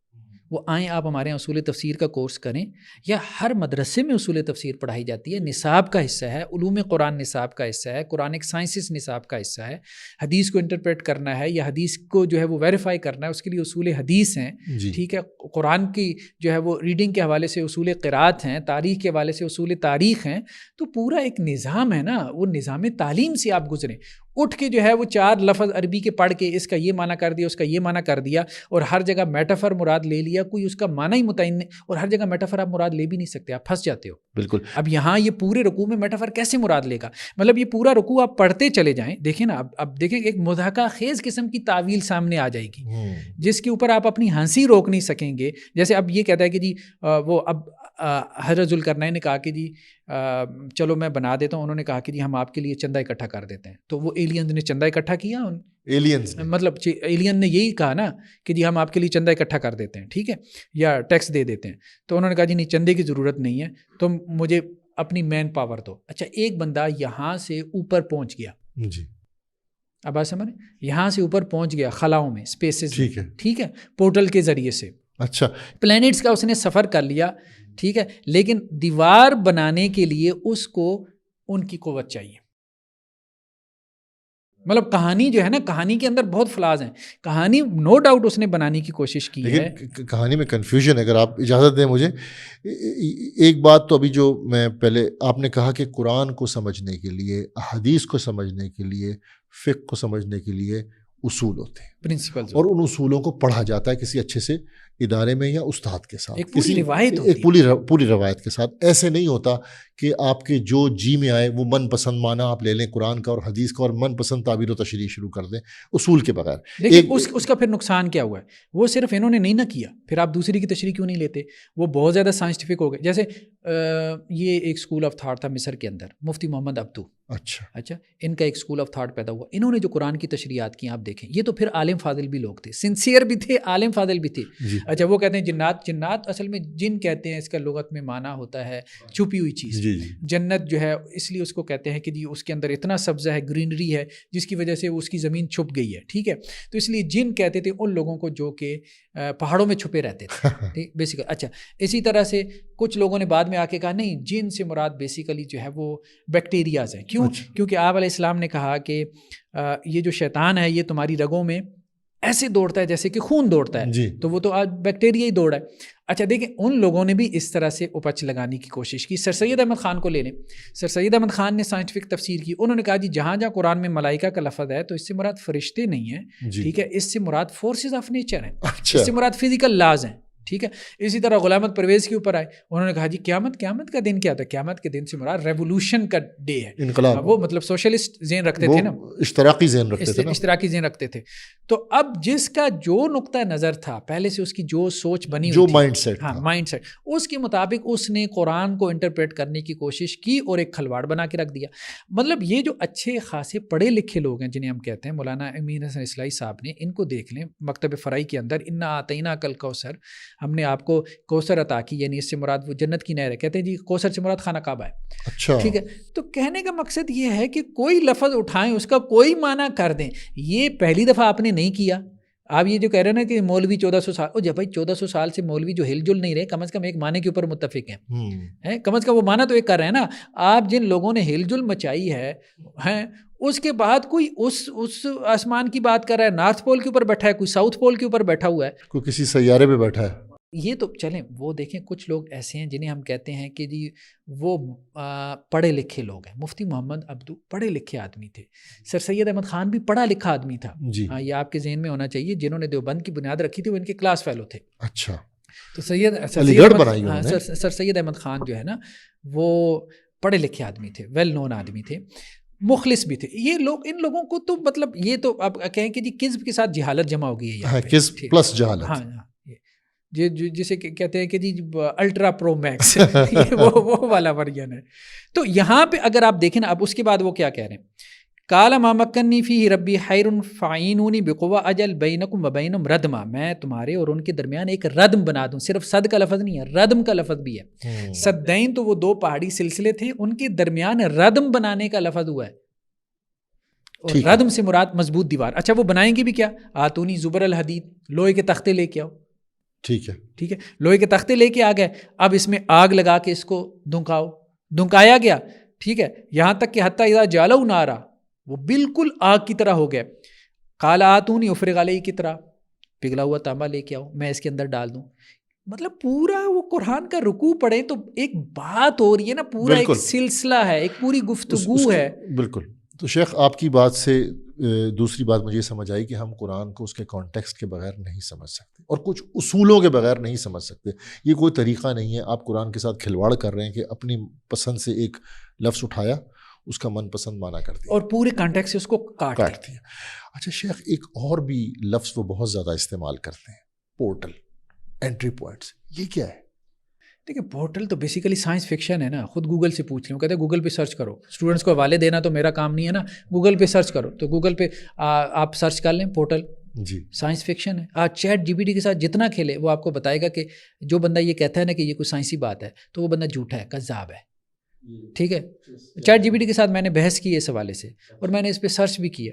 پورٹل بیسیکلی 2019 میں ایک فلم آئی تھی. اچھا ٹھیک ہے, وہاں سے اب پورٹل. اچھا یہ کہتے ہیں اس کو ملا کیسے رہا ہے قرآن کے لفظ کے ساتھ, فکانت ابوابا. اللہ تعالیٰ جو ہے وہ قرآن کے بارے میں کہتے ہیں وفتحت السماء فکانت ابوابا, قیامت والے دن جو ہے وہ آسمان کو کھولا جائے گا اور اس کے اندر دروازے ہو جائیں گے. تو پورٹل بھی تو دروازے ہیں نہیں, پورٹل دروازے نہیں ہیں. آپ ابواب کا معنی پھر گیٹس کر لو نا. جی جی جی, کون آپ کو منع کرتا ہے؟ آپ گیٹ مانا کیوں نہیں کرتے, آپ پورٹل کیوں کرتے ہو؟ کیونکہ وہ سائنس فکشن کی ایک اصطلاح ہے. اس کے ذریعے سے آپ لوگوں کے جذبات سے کھیل سکتے ہو, ہیجان برپا کر سکتے ہو, ان کو یہ میسج دے سکتے ہو کہ بھائی چونکہ ہے تو یہ سائیکالوجی کا آدمی نا, سائیکالوجی میں اس کی درک تھوڑی بہت اچھی ہے کہ لوگوں کے ذہن کے ساتھ کیسے کھیلا جا سکتا ہے, لوگوں کو جو ہے نا ان کے جذبات سے کیسے کھیل کے پیسہ بنایا جا سکتا ہے. یہ اس کو سمجھ ہے, اس میں واقعتاً یہ ماسٹر آدمی ہے اور یہ کام اس نے کیا. ٹھیک ہے, تو کہنے کا مقصد یہ ہے کہ فقانت ابوابا کا معنی, باب کا معنی وہ کیوں نہیں کرتا. ٹھیک ہے, قرآن نے ایک اور جگہ پہ بھی ابواب کا لفظ استعمال کیا بارش کے معنی میں, وفتحنا ابواب السماء بماء منہمر, کہ ہم نے آسمان کے دروازے کھول دیے ایسے پانی کے ساتھ جو کہ موسلا دھار نیچے اترتا ہے. تو یہاں کون سے دروازے, یہ پورٹل کے دروازے کھولتے ہیں, ان سے بارش ہوتی ہے. کہاں سے لیا یہ پورٹل انٹری پوائنٹ, سورس کیا ہے؟ وہ سائنس فکشن, ان کی موویز جس طرح انجینئر محمد علی مرزا. بھائی نیٹ فلکس پہ بیٹھ کے آپ ساری رات موویاں دیکھیں. ٹھیک ہے, اب وہ چونکہ سارا نوجوان اور یوتھ وہاں پہ بیٹھ کے وہ سائنس فکشن دیکھ رہا ہے جی, اب آپ اس کے بعد کیا کریں, اس کو جو ہے وہ آپ قرآن سے ثابت کرنا شروع کر دیں. واہ واہ, آپ کی واہ واہ. دین ایسے تو نہیں پڑھا جاتا. اس کے لیے وہ کہتے ہیں جی آ کے میرے پاس عربی کا کورس کرو, یہ کام کرنے کے لیے. یار یہ کام کرنے کے لیے عربی کا کورس کرنے کی کیا ضرورت ہے؟ یہ جھگ تو آپ بغیر عربی کا کورس کی مار رہے ہو. ٹھیک ہے, اس کے لیے ان کے پیسے مت برباد کرواؤ. اس جھگ مارنے کے لیے عربی کی کوئی ضرورت نہیں ہے, کیونکہ وہ جو عربی پڑھیں گے نا وہ تو عربی یا تو تمہاری بنائی ہوئی پڑھیں گے یا وہ پیچھے جو عربوں سے چلی آ رہی ہے 1400 سال سے, کیونکہ وہ جو 1400 سال والی ہے نا اس سے تو وہ ثابت نہیں ہو سکا نا. ایسا ہی, تو یہ تو تمہارے والی عربی پڑھنی پڑے گی. شیخ آپ کو ایک بات بتاؤں, مجھے یاد پڑتا ہے محمد علی مرزا صاحب کیا فرماتے تھے کہ میں نے بہت زیادہ روحانیت حاصل کی وہ جو عمر سیریز میں میوزک چل رہا تھا. اب وہ کئی باتیں بیان کرتے تھے کسی مووی سے, کہ ایران کی بنائی ہوئی جو ان کی اسلامی تاریخ سے متعلق موویز ہیں یا عمر سیریز. اب دین کیا موویز سے سیکھا جائے گا؟ ہمیں اس پر حیرانگی ہوتی تھی کہ دعویٰ قرآن و حدیث کا اور لے جا رہے ہیں موویز کی طرف. اب یہ صاحب جو ہے مجھے تو ابھی تک ایسے لگا ہے جیسے کوئی سائنس فکشن سوڈو سائنسز کی جو باتیں ہیں ان کو دین کے ساتھ جو ہے نا انٹرپریٹ کرنے کی کوشش کر رہے ہیں. نہ سائنس کا ان کو عطا پتہ ہے کہ کیا چیز سائنٹیفک فیکٹ کیا ہوتا ہے, پیور سائنس کسے کہتے ہیں. ٹھیک ہے, فلاسفی آف سائنس کیا ہوتی ہے, سوڈو سائنس کیا ہوتی ہے, اسکالسٹک سائنس کیا ہوتی ہے, سائنس فکشن. تو سارا سائنس فکشن اٹھایا ہوا ہے. اور قرآن سے بھی کیسے ثابت کیا, سورہ معارج, او جی معارج کا لفظ انہوں نے مانا سیڑھی کر دیا. تو اللہ کے رسول معراج پہ گئے تھے کہ سیڑھی لگا کے گئے تھے, اور اللہ کے بندے کیا پورٹل کے ذریعے گئے تھے. مطلب یہ کہاں سے ثابت ہوتا. اچھا معارج میں بھی جا کے دیکھیں, ٹھیک ہے. وہاں پہ الفاظ کیا ہیں؟ قرآن کو جب آپ اس کے کنٹیکس میں پڑھیں گے نا، صرف اس کے لفظ پہ نہیں، یہ جو اس نے بیان کر دی من اللہ ذی المعارج، اللہ تعالیٰ نے کہا سأل سائل بعذاب واقع، ایک آدمی نے جو ہے وہ سوال کیا عذاب کے بارے میں. وہ کہتے تھے، آپ علیہ السلام دعوت دیتے تھے، کہتے تھے اللہ کے نبی صلی اللہ علیہ وسلم کہ اگر ایمان نہیں لاؤ گے تو عذاب آئے گا. تو اس نے کہہ دیا جی لے آئیں عذاب. لیس لہ من اللہ دافع، تو اللہ کی طرف سے کوئی اس عذاب کو ٹالنے والا نہیں ہے. ٹھیک ہے. من اللہ ذی المعارج، اس اللہ کی طرف سے جو کہ معارج والا ہے.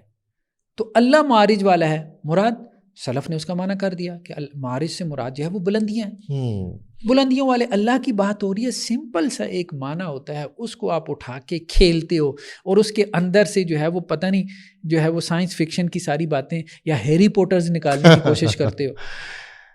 ڈاکٹر صاحب، مجھے جو ابھی تک آپ کی باتیں سمجھ آئی ہیں، میں یہ چاہوں گا کہ آپ لوگوں کو کم از کم یہ بتائیں، یہ جتنی باتیں ہیں نا، یہ دو چیزوں سے متعلق لگتی ہیں. اگر میں غلطی پر ہوں تو میری اصلاح فرمائیے.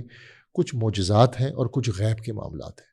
تو معجزات اور غیب کے معاملات کو ہم کیسے سمجھیں؟ دین ہمیں کیا کہتا ہے؟ کچھ بتائیے. دیکھیں، معجزہ سب سے پہلی بنیادی یہی ہے کہ معجزہ ہوتا ہی میٹا فزیکل ہے. بالکل ٹھیک ہے. جب آپ نے اپنی اپروچ یہ بنا دی کہ وہ فزیکل ہوتا ہے، یہی اپروچ سر سید کی تھی، لیکن سر سید جو ہے وہ سنسیئر آدمی تھا. ٹھیک ہے. ٹھیک ہے. تو اس نے یہ بات کہی کہ بھئی فزیکل ورلڈ کے علاوہ کچھ بھی نہیں ہے، لاز آف فزکس کبھی جو ہے وہ بریک نہیں ہو سکتے. ٹھیک ہے. تو جو معجزہ نظر آ رہا ہے نا، تو اس کی ایسی انٹرپریٹیشن کرو کہ لاز آف فزیکل یا فزیکل لاز کے مطابق یا لاز آف نیچر کے مطابق ہو جائے. تو انہوں نے کہا کہ حضرت موسیٰ علیہ السلام نے جو وہ پار کیا تھا، تو اصل میں اس طرح سے پار کیا تھا کہ وہ سمندر کا مد و جزر تھا. مد و جزر. ٹھیک ہے. مطلب اس طرح سے انہوں نے انٹرپریٹیشن کی، وہ ان کی تفسیر بالکل واضح. اب اچھا، یہ بھی کیا چاہ رہے ہیں کہ جی کسی طرح سے میریکل کو ہم کیا بنا دیں، سائنس کے مطابق ہم ثابت کر دیں. اگر وہ سائنس کے مطابق میریکل ثابت ہو جائے گا، وہ فزیکل لاز کے انڈر آ جائے گا، فزیکل لاز کے مطابق انٹرپریٹ ہو جائے گا، وہ میریکل ہی نہیں رہے گا. بات سمجھ رہے ہیں؟ میریکل ہی نہیں رہے گا. تو میریکل ہی نہیں رہے گا تو ایمان کا تقاضا کہاں جائے گا؟ ایمان کہاں چلا گیا آپ کا؟ معجزہ تو نہیں ایمان کا جو لفظ ہے وہ بالکل بے معنی ہو جائے گا نا. پھر اللہ تعالیٰ یہ کیوں کہتے ہیں کہ بھئی ایمان لے کے آؤ؟ بالکل ایسے ہی ہے. اچھا ڈاکٹر صاحب، ایک اور بات وہ کرتے ہیں، مجھے تو اس کی کچھ سمجھ نہیں لگی، میں چاہوں گا کہ آپ کچھ روشنی ڈالیں. کہتے ہیں جی میں قرآن اور حدیث کے لینس پلس کامن سینس کو استعمال کرتا ہوں. What does it mean? قرآن حدیث کا لینس. اب کامن سینس ایک تو ہوتی ہے انڈیویجول، ایک ہوتی ہے سوسائٹل، اور وہ ہر دور میں الگ ہوتی ہے. آج امریکہ کی، آسٹریلیا کی، جاپان کی، نائجیریا کی، برازیل کی، پاکستان کی کامن سینس لوگوں کے کلچر کے مطابق ہوتی ہے. آج سے 100 سال پہلے کچھ اور تھی، اب کچھ اور ہے. تو یہ کیا ہے فلسفیکلی بھی اگر دیکھا جائے اس کو؟ یہ بات کہنا کہ قرآن اور حدیث کو کامن سینس کے لینس سے انٹرپریٹ کرنا، قرآن اور حدیث سب سے پہلے تو انٹرپریٹ ہوگی کہ سلف صالحین نے کیا سمجھا. قرآن یہ کیا کہتا ہے؟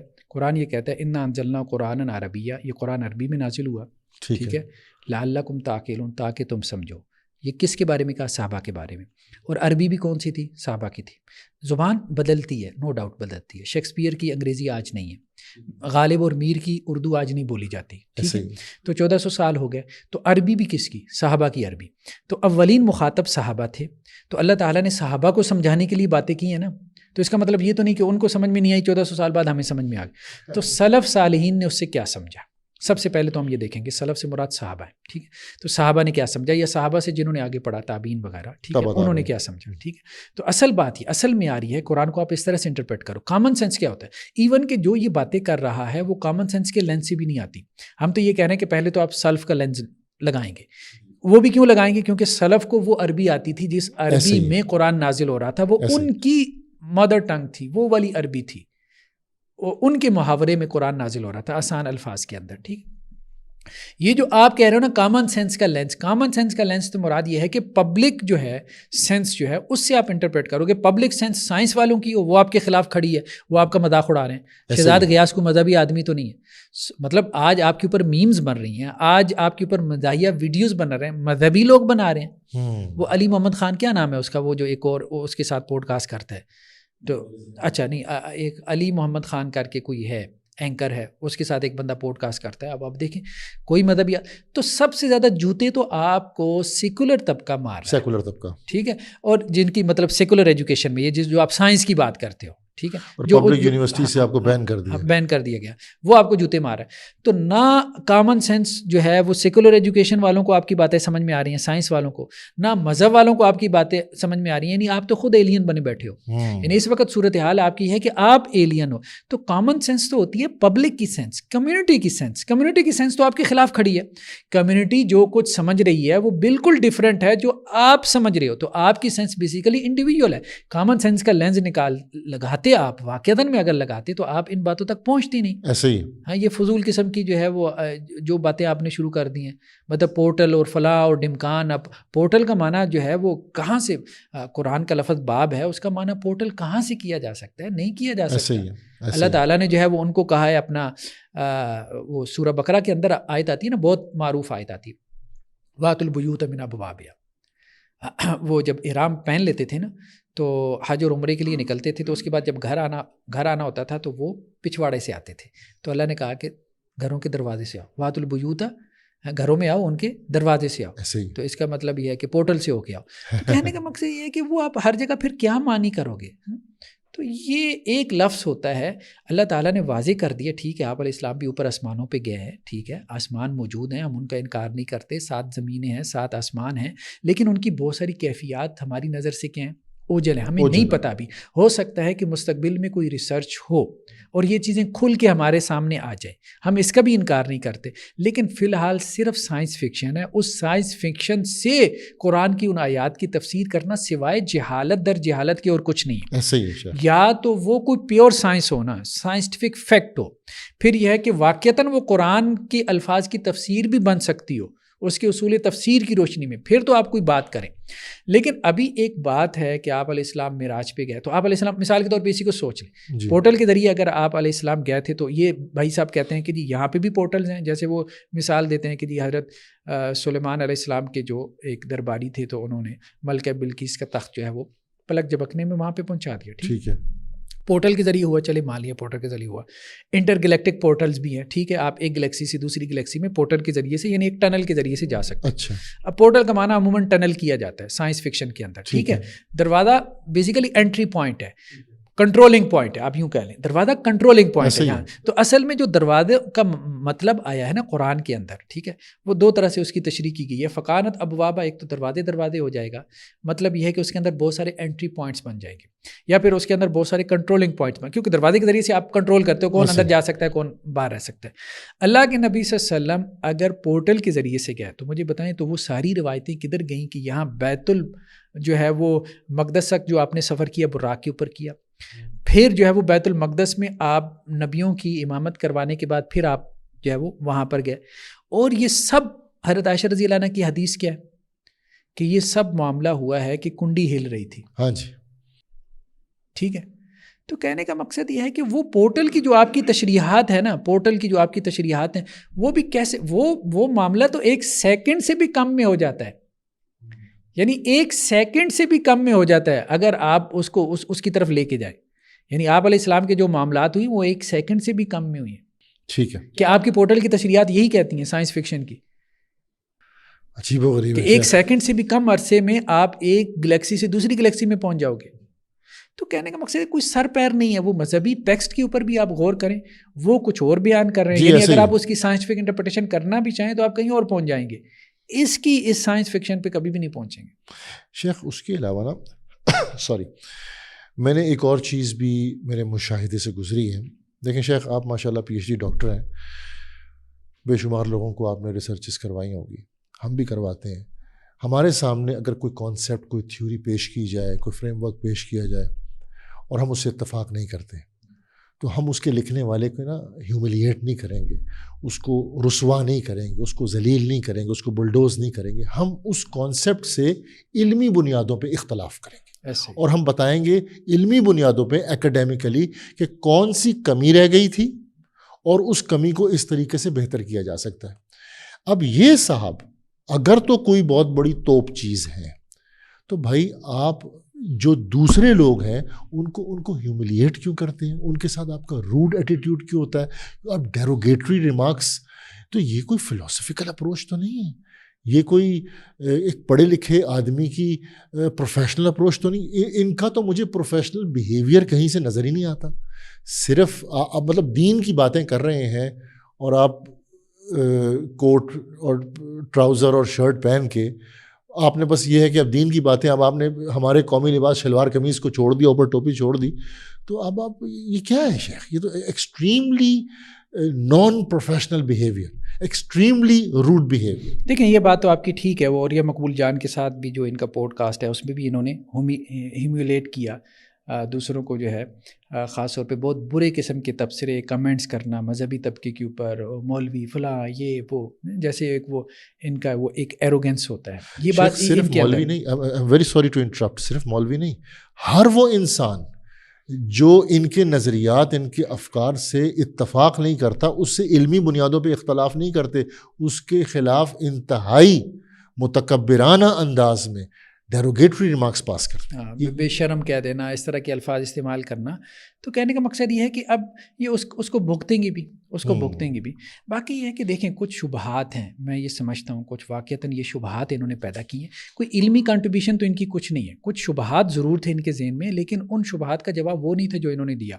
یاجوج ماجوج کے اوپر میں بس یہ بتانا چاہوں گا اپنے ویورز کو کہ ہم نے کوئی 5-6 گھنٹے کی ہم مسلسل ایک اپنی ہماری صحیح مسلم کی چونکہ کلاس ہوتی ہے ہماری، تو اس میں یاجوج ماجوج سے متعلق کچھ روایات ہیں، ان کی انٹرپریٹیشن میں ہم نے کچھ باتیں کی ہیں. اس میں وہ سارے شبہات، جیسے اس نے ایک شبہ پیدا کیا کہ جی جیسا کہ روایتوں میں آتا ہے کہ حضرت عیسیٰ علیہ السلام جو ہے وہ اپنے ساتھیوں کو لے کے کوہ طور کے اوپر چلے جائیں گے. ٹھیک ہے، تو کوہ طور کے اوپر کتنے لوگ آئیں گے؟ ہاں. پھر دوسرا یہ ہے کہ وہ یاجوج ماجوج جو ہیں وہ اتنے زیادہ ہیں کہ وہ دریا کا جو ہے وہ پانی ختم کر دیں گے، لیکن کوہ طور پہ نہیں چڑھ پائیں گے.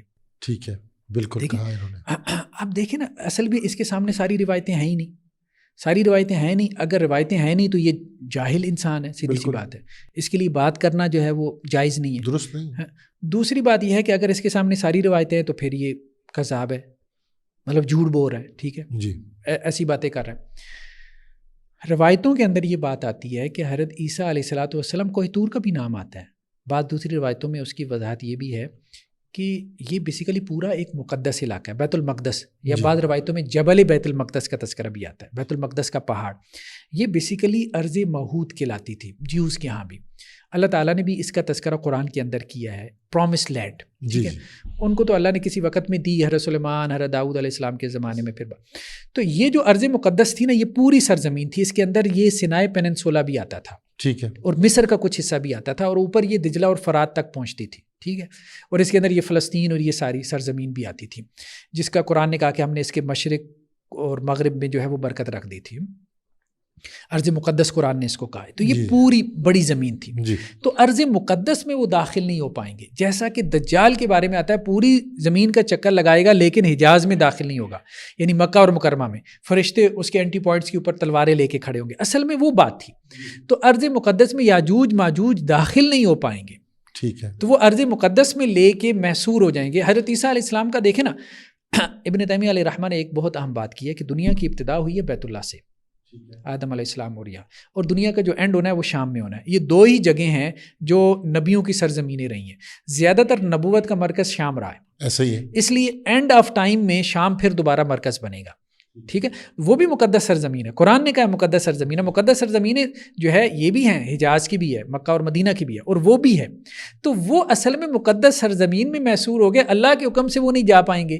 شیخ میری درخواست ہے شام کی بھی ایکسپلینیشن دے دیجئے. شام سے مراد آج کا سیریا؟ ہاں، شام سے مراد آج کا سیریا نہیں ہے، بلکہ اس کو جو ہے نا دی لیونٹ کہتے ہیں انگریزی کے اندر. وہ کئی ممالک ہیں اس کے اندر، وہ آپ بیان کر دیجیے. اس میں فلسطین آتا ہے، فلسطین کے علاوہ اس میں لبنان آتا ہے، اس میں جو ہے وہ جارڈن کا کچھ حصہ آتا ہے، سیریا کا حصہ آتا ہے، ایون کہ عراق کا کچھ حصہ آتا ہے، اور ایون کہ سعودی عرب کا جو نارتھ شمالی حصہ ہے وہ آتا ہے. اس کے اندر ایجپٹ کا کچھ حصہ آتا ہے، اس میں صحرائے سینا اور ترکی کا بھی کچھ حصہ آتا ہے. ٹھیک ہے، تو یہ سارا ایک بڑا علاقہ تھا، ملک شام کہلاتا. یہ ملک شام جو ہے وہ پرانے زمانے میں کہلاتا تھا. ٹھیک ہے، یہی ارض مقدس. تو اصل میں یہ وجہ تھی. اچھا، دوسری بات یہ ہے کہ حضرت عیسیٰ علیہ السلام کے، اچھا اس سے مراد صرف کوئی طور پہاڑ نہیں ہے، وہ ساری مقدس سرزمین ہے جہاں پہ وہ محصور ہو جائیں گے اور جہاں یاجوج ماجوج نہیں داخل ہو پائیں گے.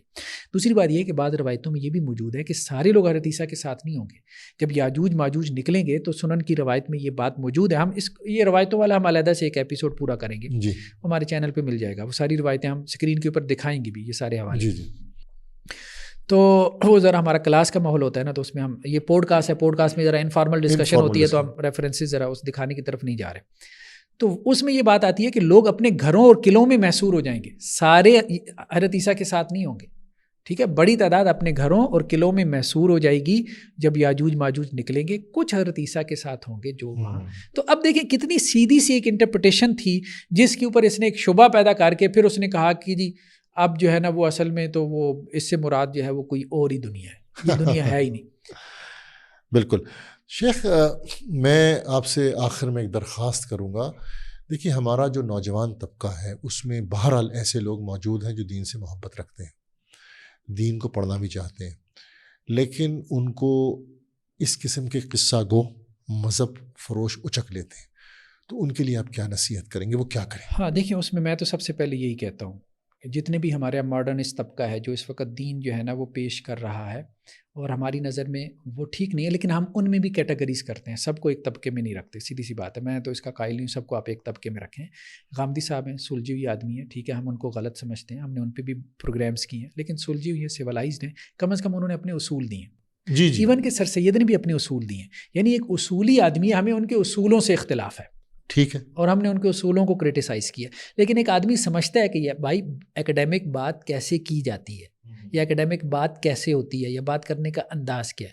اور ایک ہے غلامت پرویز جیسے الٹپ لوگ ہیں، انجینئر محمد علی مرزا اس میں آ جاتا ہے اس کیٹیگری میں، یا اس میں جو ہے وہ یہ ساحل ادیم تو اس سے بھی آگے، یعنی ایک تھرڈ قسم کی کیٹیگری ہے نا. بالکل. انجینئر محمد علی مرزا کا بھی کم از کم معاملہ یہ کہ اسکرین پہ نا وہ دکھا دیتا ہے جو وہ استدلال کر رہا ہوتا ہے، اصول اس کے یہاں بھی نہیں ہے، اصولی نظام نہیں، لیکن کم از کم ریفرنس دکھا دیتا ہے. یہ تو وہ کیٹیگری ہے جو ریفرنس بھی نہیں دکھاتی، کیونکہ اس کو پتا ہے کہ اس کے پاس ریفرنس ہے ہی نہیں. آپ یہ کہہ لیں کہ سائنس فکشن والا قصہ گو. ہاں، سائنس فکشن وہی سائنسی قصہ مذہب گو، کی جھوٹی روایتیں اور سائنسی افسانے، دو چیز، سائنس فکشن اور فیبریکیٹڈ ریلیجس نیریشنز کو آپ لے کے آپ نے ایک ملغوبہ بنا کے ایک کہانی بنائی ہے. وہ کہانی آپ بیچ رہے ہیں اپنی انٹرپرینورشپ کی سکلز کی وجہ سے، اپنی سائیکولوجیکل جو ہے وہ سکلز کی بنیاد پہ، اور آپ امیر سے امیر ہوتے جا رہے ہیں. بیسیکلی مقصد اور آبجیکٹو کوئی دین کی انٹرپریٹیشن نہیں ہے، کوئی لوگوں کو دین کے اوپر لانا نہیں ہے، کیونکہ دین کے نام پہ جو آپ بیچ رہے ہیں نا اس سے لوگوں کو دین کیا سمجھ میں آ رہا ہے. 4 پروڈکٹس اپنی سامنے رکھیں کہ جن کو آپ نے عربی پڑھائی ہو کورسز بیچ کے، مطلب کوئی 4 بندے بتا دیں نا، ہزاروں کو آپ پڑھا چکے ہیں جن کو عربی آتی بھی ہو اور ان کا کوئی معیار بھی ہو، ہاں کوئی معیار بھی ہو، وہ کمپیٹ کر سکیں. کہنے کا مقصد یہ کہ صرف اور صرف جو ہے نا وہ آپ کہہ لیں کہ یہ ایک حواسہ کریٹ کیا ہوا ہے، اور ایسے لوگ آتے ہیں بس اپنی مطلب وہ تیزی کی وجہ سے، ہوشیاری کی وجہ سے سوسائٹی میں لوگوں کو بیوقوف بنا دیتے ہیں، اور لوگ بیوقوف بن بھی جاتے ہیں. اور دیکھیں سارے لوگ جو ہے نا وہ مطلب ہمارے ہاں زیادہ تر لوگ جذباتی ہوتے ہیں، جذبات کے پیچھے چلتے ہیں، اور ایک خلا بھی موجود ہے. ڈاکٹر صاحب صحیح بات، یہ خلا بھی موجود ہے. یہ میں کہوں گا کہ ریلیجس لیڈرشپ جو روایتی ریلیجس لیڈرشپ ہے اس میں ایسے لوگ نہیں ہیں جو اس خلا کو پورا کر سکے. تو اس لیے اس قسم کے لوگ اور بھی آتے رہیں گے. یہ پانی کا ایک بلبلہ ہے، پیچھے چلا جائے گا لیکن ایک اور بلبلہ پیدا ہو جائے گا. اس کی وجہ یہ کہ گیپ موجود ہے، اس گیپ کو فل کس نے کرنا ہے؟ وہ روایتی لوگوں نے فل کرنا ہے. لیکن جب وہ اپنے اس روایتی دائروں سے باہر نکلیں گے، ماڈرن سائنسز کو، سوشل سائنسز کو پڑھیں گے اور عصر حاضر کی زبان کے اندر گفتگو کریں گے، یہ بہت ضروری ہے. ہاں، تاکہ لوگ اس کو سمجھیں اور ان کی ذہنی سطح کے مطابق گفتگو کریں گے، پھر یہ لوگ پیدا ہونا بند کر جائیں گے. یہ مطلب خضر و پودے جو ہے نا یہ پیدا نہیں ہوں گے. شیخ آپ کی بات سے مجھے یہ سمجھ آیا کہ جن لوگوں سے ہم اختلاف رکھتے ہیں ان کو ہم 2 کیٹیگریز میں تقسیم کرتے ہیں. جس طرح موجودہ دور میں غامدی صاحب ہیں، ہم ان سے اختلاف رکھتے ہیں، شدید اختلاف رکھتے ہیں. پرانے دور میں سر سید صاحب تھے، یا ایون معتزلہ تھے، معتزلہ تھے. یہ علمی لوگ ہیں اور یہ مہذب لوگ ہیں، ان کے ساتھ بیٹھ کے بات ہو سکتی ہے. اچھا، یہ تو ہم ان سے اختلاف رکھتے ہیں، لیکن کچھ ایسے پانی کے بلبلے آتے ہیں جو عجیب و غریب قسم کے قصے کہانیاں سنا کے جذباتیت کی بنیاد پہ، سینسیشن کی بنیاد پہ لوگوں کو اپنی طرف کھینچنے کی کوشش کرتے ہیں اور لوگوں کے ذہن کو مینیپولیٹ کرتے ہیں، جیسے انجینئر محمد علی مرزا، جیسے یہ ساحل ادیم. تو عوام ان سے کیسے بچے؟ یہ میرا سوال ابھی پھر دوبارہ وہی ہے. ہاں، اس میں ہم نے یہی بات کہی تھی کہ اس میں باقاعدہ علم دین جو ہے نا اسٹرکچرڈ کورسز کی صورت میں پڑھے پورا، جیسے یہ بی ایس کرتے ہیں نا اپنا یونیورسٹی کے اندر 5 سال کا 4 سال کا بی ایس کرتے ہیں، اسی طرح عوام کو یہ بتانے کی ضرورت ہے کہ دین کا علم حاصل کرنا ہے نا اگر شوق ہے تو اسٹرکچرڈ کورس میں سے گزرو، 4 سال کا 5 سال کا. مدارس کا تو 8 سال کا درس نظامی ہوتا ہے. آج کل جدید ادارے وجود میں آ چکے ہیں. مدرسے کا ٹھیک ہے، اب میں اس بات کو مانتا ہوں کہ مدرسے کے اندر ابھی اس قسم کا ماحول ہے جس کی وجہ سے شاید یہ یونیورسٹی کے اسٹوڈنٹ وہاں جانے میں کمفرٹیبل فیل نہیں کرتے، یا ان کی جو ٹیچنگ میتھڈالوجی ہے اس میں رٹا سسٹم زیادہ ہے، میمورائزیشن زیادہ ہے. ٹھیک ہے، وہ یونیورسٹی والے اسٹائل نہیں ہے کہ جی پڑھانا ہے، کوئی چیز اسائنمنٹس سارا کچھ برین اسٹارمنگ کرنی ہے. تو لیکن اب ایسے جدید ادارے وجود میں آ چکے ہیں جو برج کر رہے ہیں یونیورسٹی اور مدارس کے درمیان کو. تو ایسے جدید اداروں کے اندر جا کے کورسز وغیرہ کریں، لیکن اس میں بھی میں پھر وہی کہوں گا کچھ ایسے ہیں جو بیچ رہے ہیں، سیدھی سی بات ہے، کاروبار کر رہے ہیں. وہاں سے آپ کو 4 مہینے کا کورس کریں گے، 6 سال 2 سال کا آپ کورس کریں گے، اس کے بعد آپ کو لگے گا یار مجھے تو کچھ بھی نہیں ہے. لیکن شیخ پھر ایک سوال پیدا ہوتا ہے، ہر آدمی کے پاس اتنا وقت نہیں ہے کہ وہ جا کے 4 مہینے یا 4 سال 3 سال کا کورس کرے، اور نہ ہی ہر انسان کے اندر ایسی کیپیبلٹی. تو وہ عوام الناس پھر کیا کریں؟ اس میں یہ ہے کہ پھر آپ کی ایک جو دینی روایت ہے نا 1400 سال کی، کم از کم آپ اس کے ساتھ جڑے رہیں، اس کے ساتھ جڑے رہیں، بجائے اس کے کہ ایک نئے آدمی کے ساتھ کہ جس کا کوئی سر پیر ہی نہیں ہے. ٹھیک ہے، آپ اس کے ساتھ اپنے آپ کو جوڑنے. پھر 1400 سال سے ایک دینی روایت، اس میں بڑا بڑا دماغ پیدا ہوا ہے نا، ایسا تو نہیں غزالی جیسا، ابن تیمیہ جیسا بڑا بڑا دماغ پیدا ہوا ہے. ٹھیک ہے، تو آپ اس روایت کے ساتھ جوڑ جائیں، کسی دینی روایت کے ساتھ جوڑ جائیں. عوام الناس کے لیے یہی ہے جو 1400 سال سے چلی آ رہی ہے. ٹھیک ہے، چاہے وہ فقہ حنفی کی روایت ہو، شافی ہو، مالکی ہو، حنبلی روایت ہو، سلفی روایت، کوئی روایت ہو، آپ کسی روایت کے ساتھ جڑ جائیں آپ. ٹھیک ہے، لیکن یہ ہے کہ اپنی روایت میں ہم یہ کہتے ہیں کہ چلیں ایک روایت دوسری روایت کو بھی بعض اوقات اس سے اختلاف کرتی ہے، کرٹیسائز کرتی ہے. تو اگر آپ کا لیول تھوڑا بڑھ جاتا ہے تو اپنی روایت کے اندر کوئی مسئلہ دیکھیں تو دوسری روایت سے لینے میں کوئی حرج نہیں ہے. بس اتنا آپ کر لیں. آپ کا کہنے کا مطلب یہ ہے کہ ایک عام حنفی، ایک عام اہل حدیث جو اپنی روایت کے ساتھ جڑا ہوا ہے، وہ اس سے بہتر ہے کہ وہ ساحل ادیم جیسے یا انجینئر محمد علی مرزا جیسے لوگوں سے کے ساتھ جو ہے وہ یہ دیکھیں یہ روایتوں کا بہت بڑا فائدہ ہے. میں یہ سمجھتا ہوں ہمارے اہل حدیث حضرات اگرچہ کرٹیسائز کرتے ہیں تقلید کی وجہ سے، ٹھیک ہے، ان کے نقصانات بھی ہیں. تقلید بعض اوقات جو ہے وہ تعصب پیدا کرتی ہے. ٹھیک ہے، بعض اوقات جو ہے وہ انسان حق کو دیکھتے ہی جانتے بوجھتے ہی اس کا انکار کر دیتا ہے تقلید کی وجہ سے. وہ اس کے اپنے نقصانات اپنی جگہ. لیکن اگر فقہ حنفی کی روایت سب کانٹیننٹ میں نہ ہوتی تو شاید یہ الہاد 700 ٹائمز ملٹیپلائی ہو جاتا. ٹھیک ہے، تو یہ روایتیں بہت حد تک آپ کو منظم کرتی ہیں.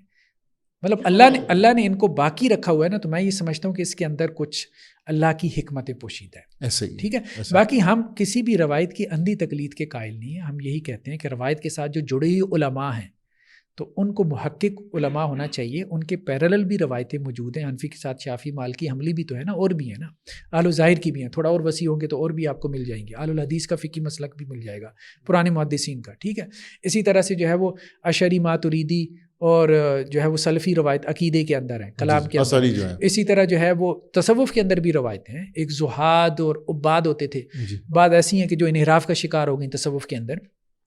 تو روایتوں کے اندر چھان پھٹک کرتے رہے جو 1400 سال سے چلی آ رہی ہیں. اور اس میں 2 طرح کے رویے رہے ہیں. ایک یہ ہے کہ روایت کی اندھی تقلید، اور ایک یہ ہے کہ روایت کی چھان پھٹک کر کے ٹھیک ہے اس میں سے جو اتھینٹک ہے اس کو لے لینا، اور جو اتھینٹک نہیں ہے اس کو سائڈ پہ کر دینا. تو یہ جو دوسرا رویہ یہ محقق کا ہے. تو ہم علماء کو یہی کہتے ہیں جو روایتوں کے ساتھ جڑے ہیں، روایتوں کو ڈس اون نہیں کرنا چاہیے، ان کا بہت بڑا خیر ہے. لیکن ایک محقق کی نظر سے آپ روایتوں کو لے کے چلیں. یعنی روایت کو ڈس اون کرنا یہ ایک انتہا ہے، اور روایت پرستی، روایت کے اندر بالکل بلائنڈ فالوئنگ کی طرف چلے جانا، بلائنڈ فالوئنگ کی طرف چلے جانا، یہ ایک دوسری انتہا ہے. یہ بھی تو اب یہی کام کر رہے ہیں نا کہ جھوٹی روایتیں پیش کر کے لوگوں کو اس کے پیچھے لگا رہے ہیں. بیسیکلی اہل حدیث فکر یہی ہے جو ابھی آپ بیان کر رہے ہیں. اہل حدیث فکر یہ ہے، شاہ ولی اللہ نے اسی کو بیان کیا ہے. وہ اہل حدیث فکر یہ ہے کہ اصل میں ایک روایت کے بجائے آپ ساری روایتوں سے جڑ جائیں. جی اہل حدیث فکر یہ. وہ یہ کہتے ہیں کہ صرف حنفی نہیں، شافعی، مالکی، حنبلی، یہ سارے ہمارے ہیں. بالکل ایسے ہی ہے. ٹھیک ہے. اور یہ کام وہ بھی یہ نہیں کہتے کہ عامی یہ کام کرے، وہ یہ کہتے ہیں ایک عالم یہ کام کرے کہ ان روایتوں میں سے جو چیز اس کو اقرب الی الکتاب و سنہ نظر آتی ہے، کتاب و سنت کے زیادہ قریب نظر آتی ہے، اس کے مطابق وہ لے کے چلے. شیخ، اہل الحدیث کی جو فکر ہے وہ یہی ہے. پلیز عوام میں آپ یہ ضرور بیان کیجیے کیونکہ ایک مسکنسیپشن ہے. اہل الحدیث علماء نے کبھی یہ نہیں کہا کہ ایک عام آدمی خود ہی ایک بخاری پڑھے، مسلم پڑھے اور خود ہی اپنے طرف سے فتویٰ دے. اگر کوئی ایسے کرتا ہے تو وہ غلط کرتا ہے. یہ کام علماء کا ہے. آپ کا کہنے کا مطلب یہ ہے کہ اہل الحدیث میں جو علماء ہیں، جن کے پاس وسائل ہیں، جن کے پاس علوم ہے، جن کے پاس تجربہ ہے، جو معاشرے میں ایک مقام رکھتے ہیں، وہ صرف حنفی نہیں، شافعی، مالکی، حنابلہ یا اس کے علاوہ جو ہمارے تاریخ کے اندر بڑے بڑے فقہا گزرے ہیں، ان کی فکر سے استفادہ کریں اور جو کتاب و سنت کے زیادہ قریب لگے اس کو لے لیں. یہی اصل میں اہل حدیث فکر ہے. اہل حدیث جو ہے نا وہ روایت کو ڈس اون نہیں کرتے غامدی صاحب کی طرح. غامدی صاحب پوری روایت کو ڈس اون کرتے ہیں، اہل حدیث پوری روایت کو اون کرتے ہیں. بس وہ یہ کہتے ہیں کہ یہ جو تمذہب ہے نا، یعنی ایک فقہی روایت کو اختیار کر لینا، وہ کہتے ہیں کہ جی یہ ایک فقہی روایت کو اختیار کر لینا درست نہیں ہے، بلکہ آپ تمذہب حنفی نہ کریں، تمذہب شافعی، مالکی، حنبلی نہ کریں، اگرچہ اس کا جواز ہے، آپ تمذہب فقہ اسلامی کریں. ٹھیک ہے. تو وہ یہ نہیں ہے کہ جی فقہ حنفی کا جو تمذہب ہے وہ جائز نہیں ہے. وہ یہ کہتے ہیں کہ آپ کر لیں، کوئی حرج نہیں ہے، لیکن کوشش کریں کہ جہاں آپ کو فقہ حنفی کا کوئی مسئلہ نظر آتا ہو، کتاب و سنت کی صریح نص سے ٹکراتا ہوا، تو آپ وہاں پہ فقہ حنفی کو چھوڑ کے نص کو ترجیح دیں. یہ وہ کہتے ہیں اسی سے تحقیق پیدا ہوگی، اسی سے علم جنریٹ ہوگا، کریشن آف نالج اسی سے ہوگی. تو لیکن یہ ہے کہ ہر مذہب میں دونوں طرح کے لوگ ہوتے ہیں. فقہ حنفی میں بھی آپ کو محقق مل جاتے ہیں، شافعی، حنبلی، سب. کیا اب امام ابن تیمیہ بھی حنبلی مسلک کے ہیں. ابن تیمیہ علیہ الرحمہ نے کوئی تقریباً 40 سے زائد مسائل میں چاروں ائمہ اربعہ کی رائے سے اختلاف کیے. ٹھیک ہے. اس طرح کے محقق آپ کو ہر جگہ مل جاتے ہیں. فقہ حنفی میں بھی مل جاتے. اب مجھے بتائیں، اسلامی بینکاری میں جو ہے وہ فقہ مالکی کے اوپر فتوے چل رہے ہیں، ایسے ہی تقی عثمانی صاحب کے. ٹھیک ہے. اسی طرح اس سے پہلے مولانا اشرف علی تھانوی علیہ الرحمہ نے فقہ مالکی کے اوپر بہت سارے فتاویٰ دیے، یہ جو آپ کی فیملی لائف کے حوالے سے بالکل مسائل وہ فقہ حنفی سے حل نہیں ہو رہے تھے. تو ہر دور میں جو ہے وہ اس قسم کے علماء رہے ہیں ہر فقہ کے اندر جو ذرا اوپر اٹھ کے سوچتے ہیں. تو اصل میں اہل حدیث کی فکر یہ ہے کہ یہ اصل میں اثاثہ ہے ہمارا. جیسے شاہ ولی دہلوی علیہ الرحمہ تھے، ایسا ہی ہے. ہاں، بلکہ یہاں آپ کہہ لیں کہ جی جو ہمارے ہاں بر صغیر پاک و ہند میں جو شروع کے اہل حدیث علماء تھے، جیسے مولانا محمد حسین بٹالوی علیہ رحمہ، یا اس سے پہلے سید نذیر حسین دہلوی علیہ رحمہ وغیرہ، یہ بھی فقہ حنفی سے بہت زیادہ استفادہ کرتے تھے یا اس کو بہت زیادہ کوٹ کرتے تھے اپنے فتاویٰ کے اندر. ٹھیک ہے. شیخ، اس میں یہ عوام کو بتانے کی ضرورت ہے کہ اہل الحدیث امام ابو حنیفہ کے خلاف نہیں ہے یا حنفی مذہب کے خلاف نہیں ہے. بس ہمارے اصل میں ہر جگہ نا کچھ آپ کہہ لیں فقہ حنفی میں بھی ایسے لوگ ہیں، شافعی، مالکی، حنبلی اور اہل حدیثوں میں بھی جو متعصب ہیں یا ذرا نچلے لیول پہ آپ کہہ لیں کہ جی گفتگو اور کام کر رہے ہوتے ہیں، تو وہ اس قسم کا تعصب کریٹ کر دیتے ہیں. ٹھیک ہے. جن کے ہاں ذرا مناظرہ اور اس قسم کی چیزیں جو ہیں وہ زیادہ پسند ہوتی ہیں، ورنہ ایکسیپٹنس ہے ان روایتوں کی.